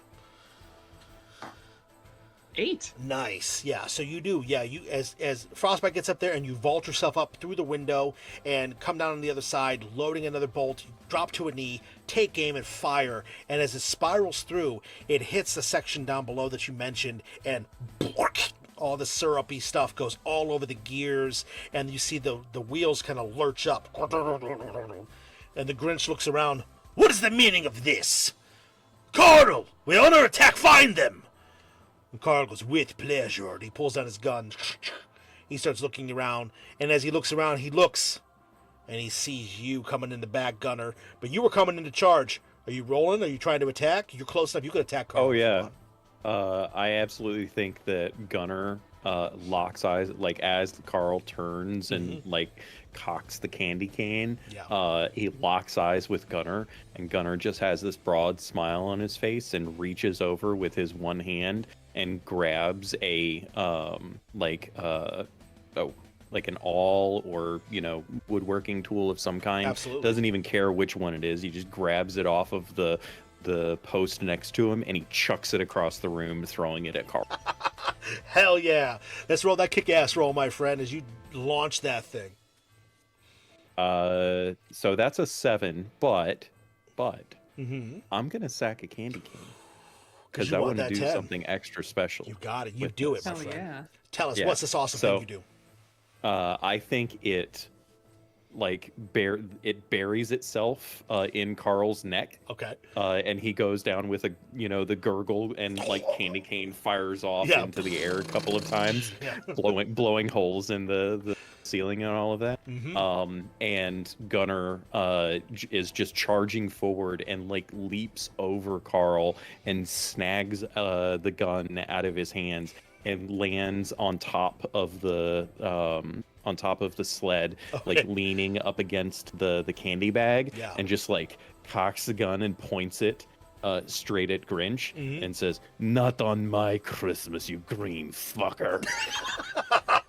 Hell yeah. Sherp, you get bounced a second as Gunner slams into the side of you, leaning up against the bag and leaning up against the box that you're in. What are you doing in this moment? I'm holding on for dear life. Okay. Are you trying to stay hidden still? Are you trying to bust free, or what are you trying to do? Yeah, I'm not really sure what's going on. So like I'm gonna just kind of wait for a moment and see what happens. Okay. You wait for a second. Max starts getting anxious. You can see he's ready to go out and join the fight. He can tell something's coming up. Agnes, I'll give him candy and scritches. Absolutely, absolutely. Your own version of a Libby snack that you can spend some bits to have that happen, gang. We haven't had one happen, have we? Let's have it happen tonight. And there's been a couple Let's of get one, donations. yeah. There's been a few pupper treat donations in chat. Just saying. I love to hear that. He's I apologize. downstairs, so Yes, I didn't have that up because I've got just all the focus is on this little overlay we got. But you know what? I'm glad to hear that because we always need pupper treat love. So, oh, there we go. Beautiful. Lining them up. There we go. There we go. Oh, yeah. Oh, yeah. Perfect. So, okay, so you're staying hidden. So, Agnes, what are you doing in this moment? You had that perfect shot. You can see the sled has stopped for a second. Carl looks like he is being taken out by Gunner, and you see he's laying there on the ground with his all sticking right out of just above his collarbone. He looks like he's splayed out. There is the other elf, the other dwarf that is in here as well, the bad one, the one who is in the, actually, I think you guys got them all now. No, purple, yeah, purple's still in here. The purple one is there, and as he turns around and he sees what's going on, he looks up, he's looking like he's looking to see, and he starts moving in towards where Gunner and Sherp are. He doesn't seem to notice you from your vantage point. Okay. I am going to there's like a railing Yeah. that kind of like peers down. I'm gonna take from my side. I've got like an extra set of reins, and I'm gonna tie it to. There's like a bit of a log, a building log, and I'll tie it to that. Set it up so that it's perpendicular, and I can use the reins to sort of slide down on a rope essentially, Nice. and drop down. But as I'm sliding down, I want to take my last syrup shot, and I'm gonna aim to hit Ellis square in the mouth. Because I don't need him fucking this up for me. Absolutely. I love that. Yeah. I love that. I'm going to have you go ahead because you're trying to hit it so square on perfect. Let's do that kick-ass roll. Higher than 3, you got to roll. That's a 4. Thankfully.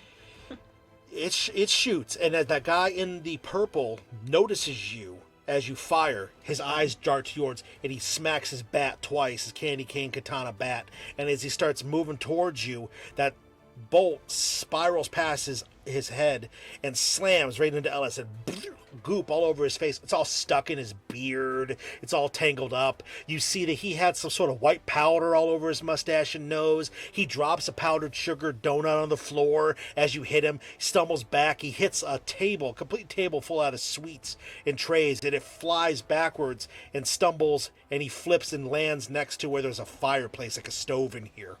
And you see he's like trying to get back up to his feet and pawing at his face. But he seems to be taken out of the moment too. The Grinch turns around to all this commotion. You pathetic fools! I should have destroyed you all when I had the chance. But now I will make it right. He looks around, realizes there's nobody else left. Well, shit! And he starts going around. He starts pushing buttons frantically on this controller he has in his hand with candy. It looks like it's made out of gingerbread with candy canes out of the top of it. The controls for the sled, and he's frantically pushing the buttons for it, trying to make it so he can get out of here. And in this moment, Sherp, what are you doing, sir?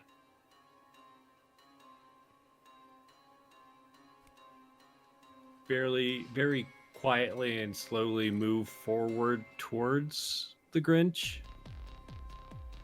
Okay. But still in the box. Okay. Until like kind of been doing. The box continues to slide forward, and as it does, I'm going to need you to roll a mundane roll because you're trying to be calm and be normal. So if you roll a 1 on a mundane roll, that's a is that that's critically is mundane, that like my friend. You are super awesomely yes, mundane. So excellent. mundane. And the Grinch is not even noticing around. He actually sits for a minute. He does this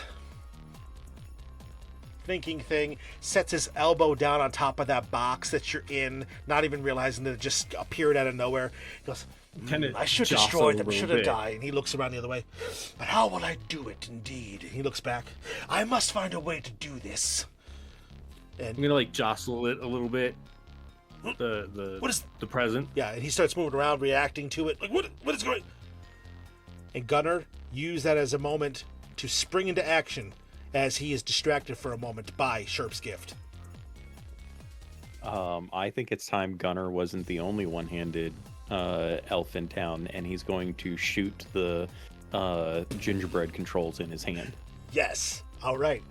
You're rolling a kick-ass roll for sure, my friend. You're at 4, so you got to roll 5 or higher.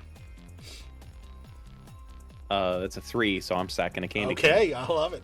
Boom, candy cane gone. You take the shot, and as it fires, the Grinch, he starts to move in a way that it's going to miss him, but he happens to turn back just at that last second. It hits his hand, and it smacks it up against the side of the sack, and his hand is stuck there. The controller tumbles down and smacks onto the footing, like the flooring of the sled, and crumbles a little bit. Agnes, you see that other elf is coming towards you, and he points at you like he's calling his shot where he's going to hit the baseball. He points at you. I'm coming up there to get you, girlie. And he starts going over towards where the ladder is off to the side. You notice as he moves, Carl begins to stir on the ground. Hand comes up. He pulls out the awl, and he rolls over, and then he slowly starts to stand up. Never will I fall! And he stands up, and he starts moving. He looks around, and then he sees Gunnar attacking the Grinch. You nasty little freak! Gunnar, you turn back to see him standing there. I should have killed you all those years ago when I came to do some spying. I got you caught in that sled. I should have finished you off instead of letting it take your hand. And then he rips off his shirt, bulging, flexing muscles. He starts striding forward. I will make it right tonight. You are on the naughty list. And he starts coming towards you. But Agnes, you have to react first. What are you doing? Okay, so the one is climbing up the ladder. Yeah, he's climbing up the ladder to come get you. So you don't have a clear shot to shoot him, but you can do something else. Sure. I am still holding on to the reins, just sort of dangling there. I reach into a pouch on my side, and I have a bunch of peanut brittle. And so I take this jagged, sharp peanut brittle, and I toss it up to just at the top of the ladder, hoping that he will step on it with his stupid felt-covered feet. Okay. And I will allow myself to slide all the way down and land on the ground floor. Mm-hmm. And I'll move myself away from where Holly is, okay, because that way she's not a target. Yeah. But I will load. I hate to use these, but I'll load a sharpened peppermint stick into my crossbow. Nice. You know, when you lick it to a fine point, and it is absolutely deadly. And I will point it towards Grinch Gruber as I wait to see what Gunnar's going to do. Okay, you got a lot going on there, so what I need you to do is I need you to do a kick-ass roll to make sure that you don't get tripped up anywhere along the way of what's going on here. There's a lot of elements in play. So as you start to move, absolutely, what you got? Another 8. All right, that's definitely higher than your 3, no problem. So yeah, you do all this, you get into place, and as you take the candy cane, you give it another spiral lick to make sure it's nice and extra sharp. You have to, you load it, you get ready, and in this moment, you can see that Grinch Gruber is looking around. He has kicked over the box at this point, and he sees you and Max there, Sherp. He goes, "What is the meaning of this? You dare take my pet away from me? Max, destroy that fool!" Max looks at you. Max looks at the Grinch. Max looks at you.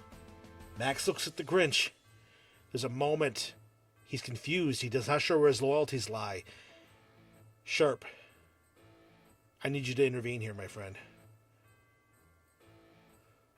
So there's this like beef juice that I like to spray to lead the bears off in random directions when Agnes is trying to outwork with him, and I'll just take out the packet of it and just spray it on Gruber's crotch. Okay. All right. And you know Rinch au jus. what? Hell yeah. I love it. I need you to roll a kick-ass roll, my friend. I'm just gonna spend a candy cane Just for spend a that one. candy cane. Okay. Yes, you fire the whole bottle goes all over Grinch's crotch. Max looks at you, licks his lips, and just tackles Grinch Gruber. The two of them go flying and tumbling off the side of the sled as they bounce and roll in amongst each other, and you can just hear as Max is just going to town licking up the uju, as Miko so gently put it. So I they stole that from Beth. She posted it. Oh, nice. Nice. Yeah, they tumble down off to the side. As they tumble down off to the side, Carl is now stood up, and as he moves in towards you, Gunner, he stops. He looks slowly over his shoulder, and he sees you there, Agnes. He takes that awl that he had in his hand, and he pulled it out. He spins it in his hand. He chucks it at you. I need you to roll a kick-ass roll, a dive out of the way of this thing. 4. 4, you get above. So as you throw it, you manage to dive and roll out of the way, and you come up on a 3-point landing off to the side as the awl buries itself all the way up to the handle into a post nearby where you were. You see that guy who was climbing up to get you is now on the top. He looks around. He sees what's going on. He takes his bat and he chucks it down at you. I need you to roll another kick-ass roll. We're getting crazy. This is the thrilling finale here. Another 4. Another 4, and you manage to Just barely. manage to barely dive out of the way the other direction. It stumbles and bounces across the ground, rolls over next to Carl. As it rolls up towards his boot, he looks down, he snatches it up, he turns away from you, and he looks to Gunner. Come, let us finish this! And he takes the bat and pounds it on his chest a couple of times. Gunner, do you answer the call to battle from Carl? I think so. Oh, yeah. So Gunner, go ahead, Drew. As you're doing that, I shout out your name. I'm like, Gunner, Merry Christmas, and I'm gonna throw you a small box. Does You Gunner open have it? any idea what this is? Do you open it? Yeah, sure. Why not? Gunner just so- like catches it in his one hand, Right. and It- and like grabs onto the bow because I'm sure it's got a bow on it with Right. his teeth, and just like as it falls apart in his hand. Hell yeah. And inside is a really meticulously crafted hand that obviously would go on as a replacement for your other hand that has a very sharp dagger that sticks up like a middle finger like- instead of having a middle finger. He has like an Assassin's Blade hand, is that what you're saying? Right. Nice. Assassin's Creed, rather. Right. Gunner just gets this big, broad, toothy smile on his face and takes it and like locks it into his hand, and then just jumps like Wolverine claws for style straight at Carl. Hell yeah. So as you jump forward and you go to attack, because you were aided by your now friend Sherp, in this moment, Secret Santa finally caught up. It finally paid off after all these years. You're not going to need to roll as you do this kick-ass move. It's not going to be a 10. You can sacrifice to make, I'll it, make a 10. it a 10. Okay, that's fine I'm too. making it a 10. Okay, you'll still hit him if you don't sacrifice. Sack that candy You cane. sack it.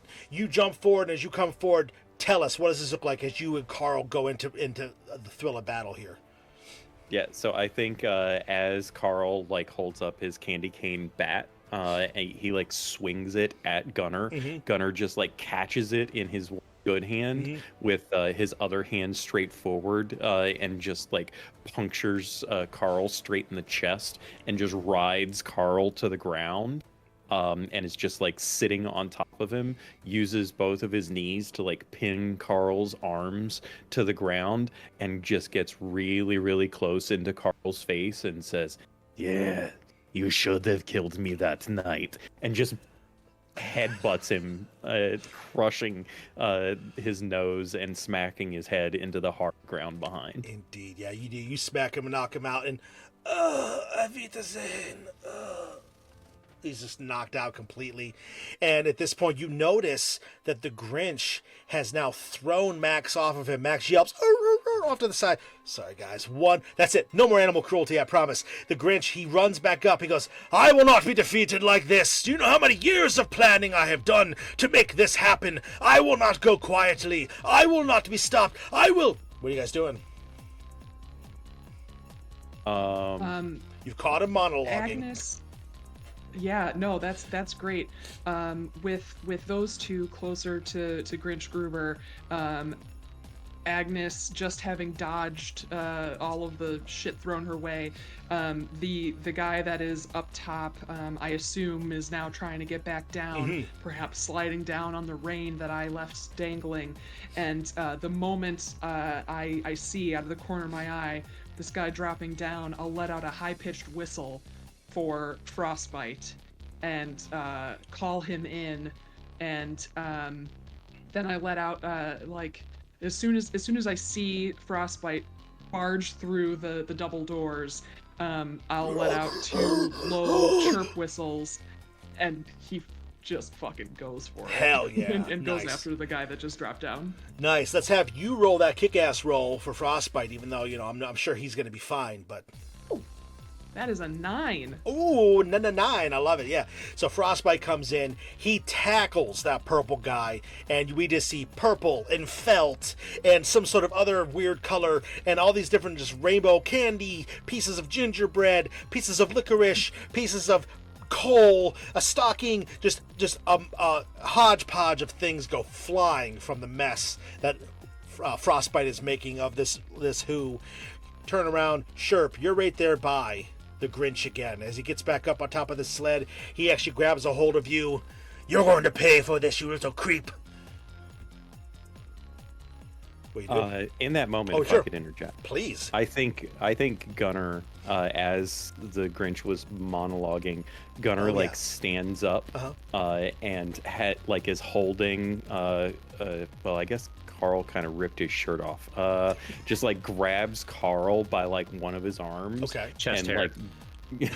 perfect chest hair. Picks him up by his chest hair and just holds him up beside him and his locked eyes with the Grinch, and says, what do you think this is going to do for you? You think this is going to end well for you? And he starts monologuing, and in that moment, he chucks Carl off to the side, and he keeps pointing at his hand, but his stump. Yeah. And it looks like he's pointing at the new present that Shirt gave him. But anyone that might be noticing this, he's actually pointing at his stump. Okay. And Sherp maybe picks up on that as Gunner is monologue battling with the Grinch in this moment.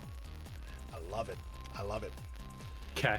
Gunner, I'm gonna have you roll a mundane roll to monologue battle the Grinch. Oh, I'm just gonna spend I feel like I have to. Okay. I feel like I can't trust my roll, That's so I've it. got to go ahead. That's it. Spam Absolutely. the candy cane Yes, indeed. as he's monologue battling.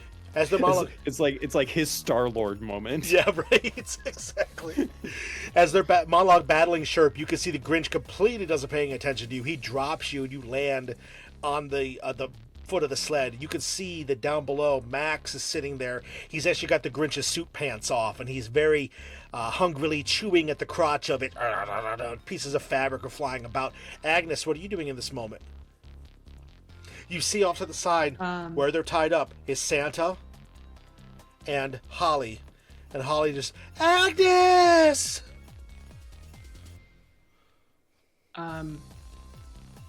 I will tell Frostbite to go protect Holly, and he even though he's got massive claws and massive jaws, he is able to just nibble onto the rope that ties her and get her out of any bindings. Of course.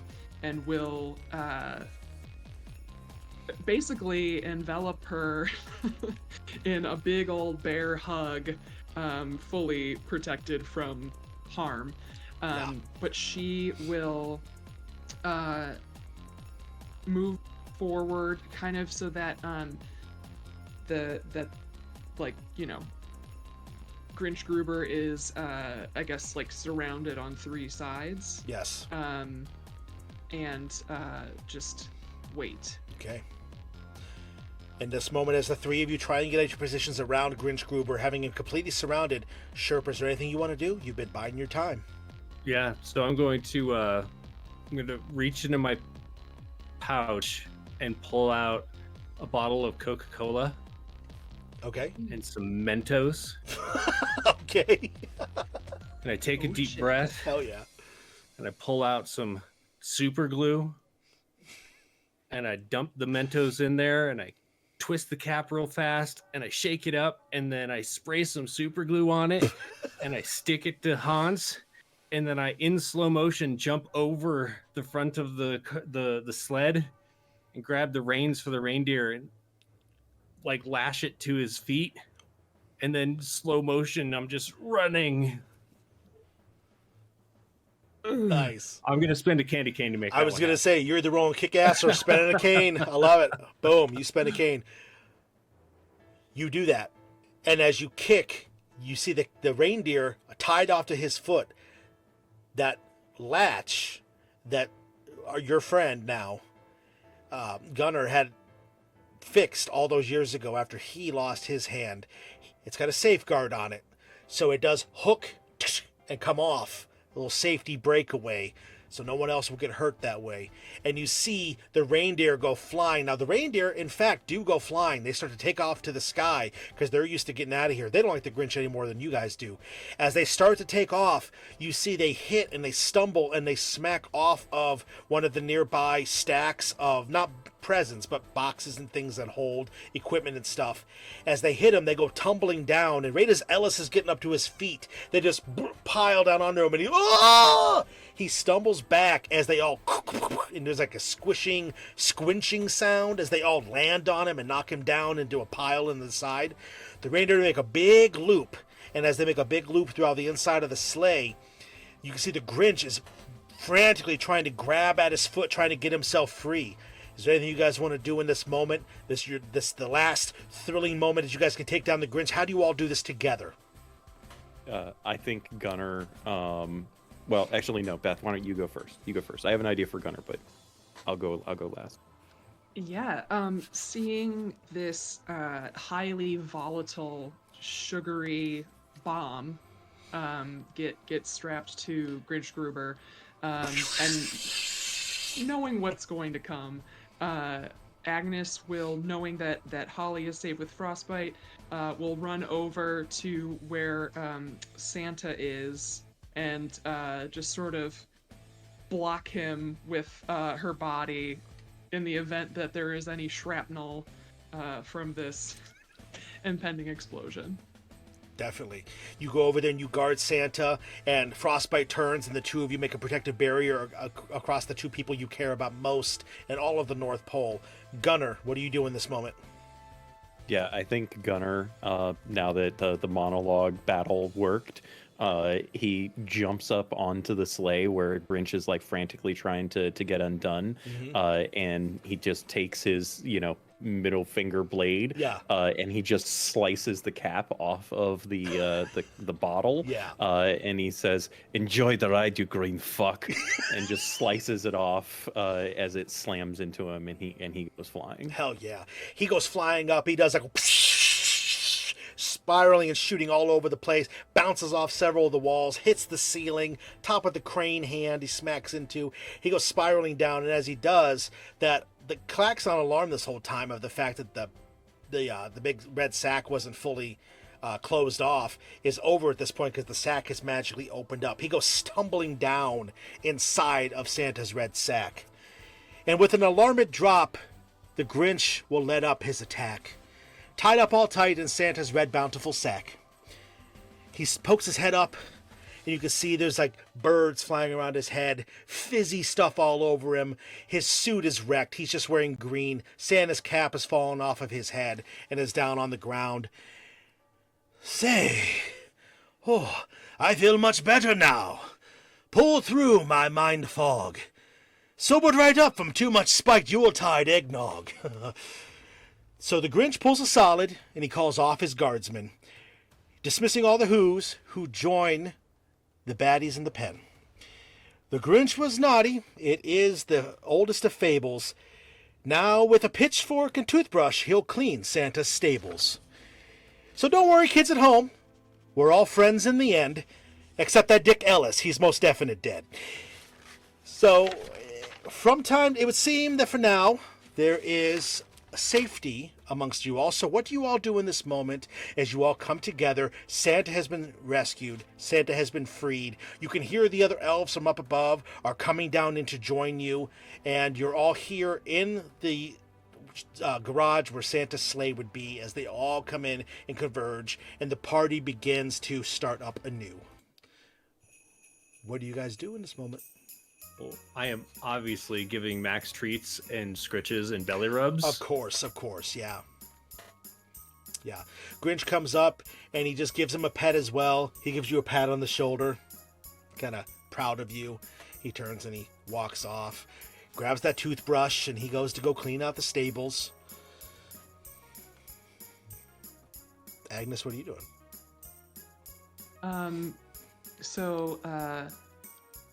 Agnes, right after this is all ended, Agnes will wrap Holly up in that extra blanket that was on Frostbite's back and bring her back to the party. And as they're walking back, I'll just say,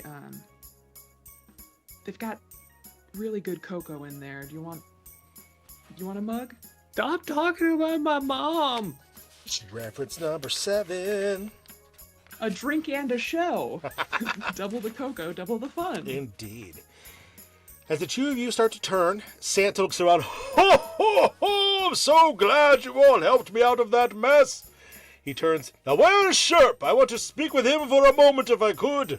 Sherp, where are you? Put your pants on. Oh, yes, my mistletoe draws, yes. And he starts pulling up his pants, putting his boots on. As you come up, you help him get his coat on.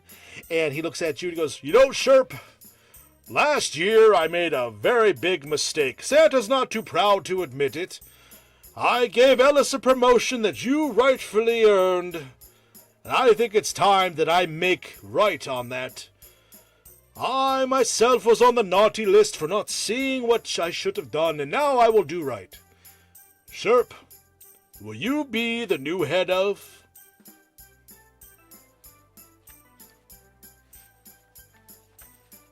Of course I will, Santa.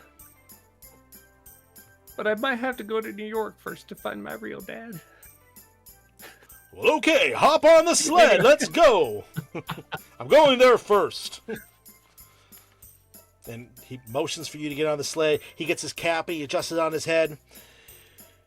And he says, yes, it would seem it is time for a brand new head elf. None would be more worthy than your dutiful self. Let's go. You said duty, Santa. Oh, yes. And he enjoys the laugh as the two of you make your way over. He passes by you, Gunner. He gives you a nod. Excellent work with the soul. No, I don't think Gunner's even there. I think Gunner's already started walking off. Okay. Do you want me to go ahead and talk about Gunner, or do you want to do what you're... We'll come back in just 1 second then to find out what Gunner's doing. Yeah, Gunner, he looks over towards Gunner to say something. No, Gunner, you! And nobody sees you. The other two of you will see that Gunner slips out of the open door off into the night. We're not quite sure where he's going quite yet. And Agnes, as Holly embraces you, her lovely white night, fresh snow paints the presents in an elegant white. The two of you start to go in and head towards where the cocoa would be. Sherp, you get up in the sleigh with Santa. The sack has been put back where it's supposed to go. The Grinch is leaving with all the Who's to go clean out the stables. All seems right. So as the big guy takes off to deliver in sight, leading his 9 reindeer in grand sleigh through the night, he yells out to everyone, always be kind to each, every, and all others. And if not, hell, then yippee-ki-yay, motherfuckers! Santa takes off.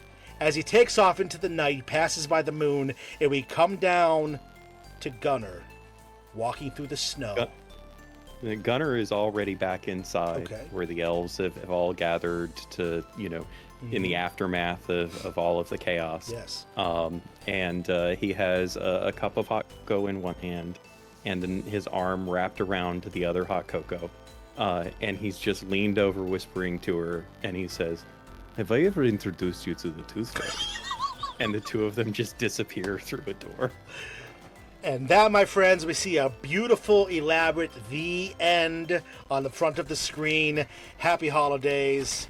Our tale is over tonight. Thank you all so very much for watching. As we promised, this was wild, crazy ridiculousness, and had such a blast. This was such a fun system to play with you guys, and it did not disappoint. So, I want to take a moment to say thank you all very much for listening and for hanging out. I want to thank Dawn from Stray Dawn Art for making this really cool overlay, and all of the art that we saw of all the characters, of all the baddies and everything.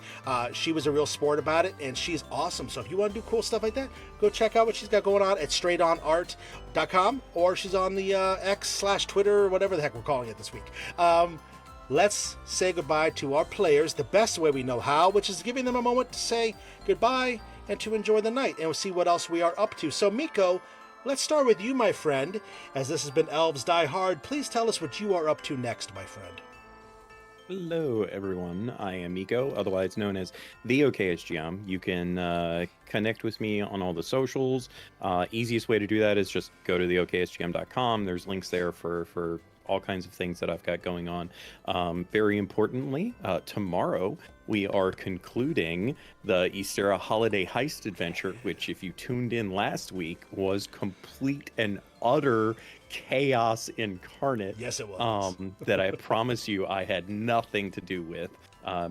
It was absolutely Beth and Ian and Deb and Jason and no one being able to contain themselves. Completely their fault. I was just along for the ride, and what a joyous ride it was. I'm looking forward to seeing what shenanigans they get up to tomorrow. And then in the new year, starting on January 10th, you will find me and Ystera over on the new channel Folk, that I am happy to be a co-founder of with Bleak Season, who's an awesome storyteller. Right, we're going to be doing some new things, and Beth and the aforementioned Deb are supporting us in this endeavor. It is going to be a lot of fun. Looking forward to it. You can check out all the information about that over at folkandmyth.com. And yeah, looking forward to seeing all you guys there. Absolutely. I know that's going to be amazing. Miko, thank you so very much for partying hard with us tonight. Can't wait to see what happens tomorrow because, yeah, like you said, last week was awesome. So I can't wait to see what happens tomorrow. So thank you. Thank you, my friend. And thank you for playing Gunner. What a blast having such a cool elf. So thank you. Thank you. Beth, thank you as well. It's always such a pleasure sitting with you, Beth. Tell us, what else you got going on? Well, this was just great. Silly, fun. Die Hard was on all day, every day this weekend, so I did catch it at least 2.5 times. And so it was extra fun to be able to live out that Santified version of it. But yes, I'm Beth. You can find me on social media at Beth Masco. Like Miko said, I will be playing in that holiday heist game. I do take umbrage with the, you can take all the umbrage you want.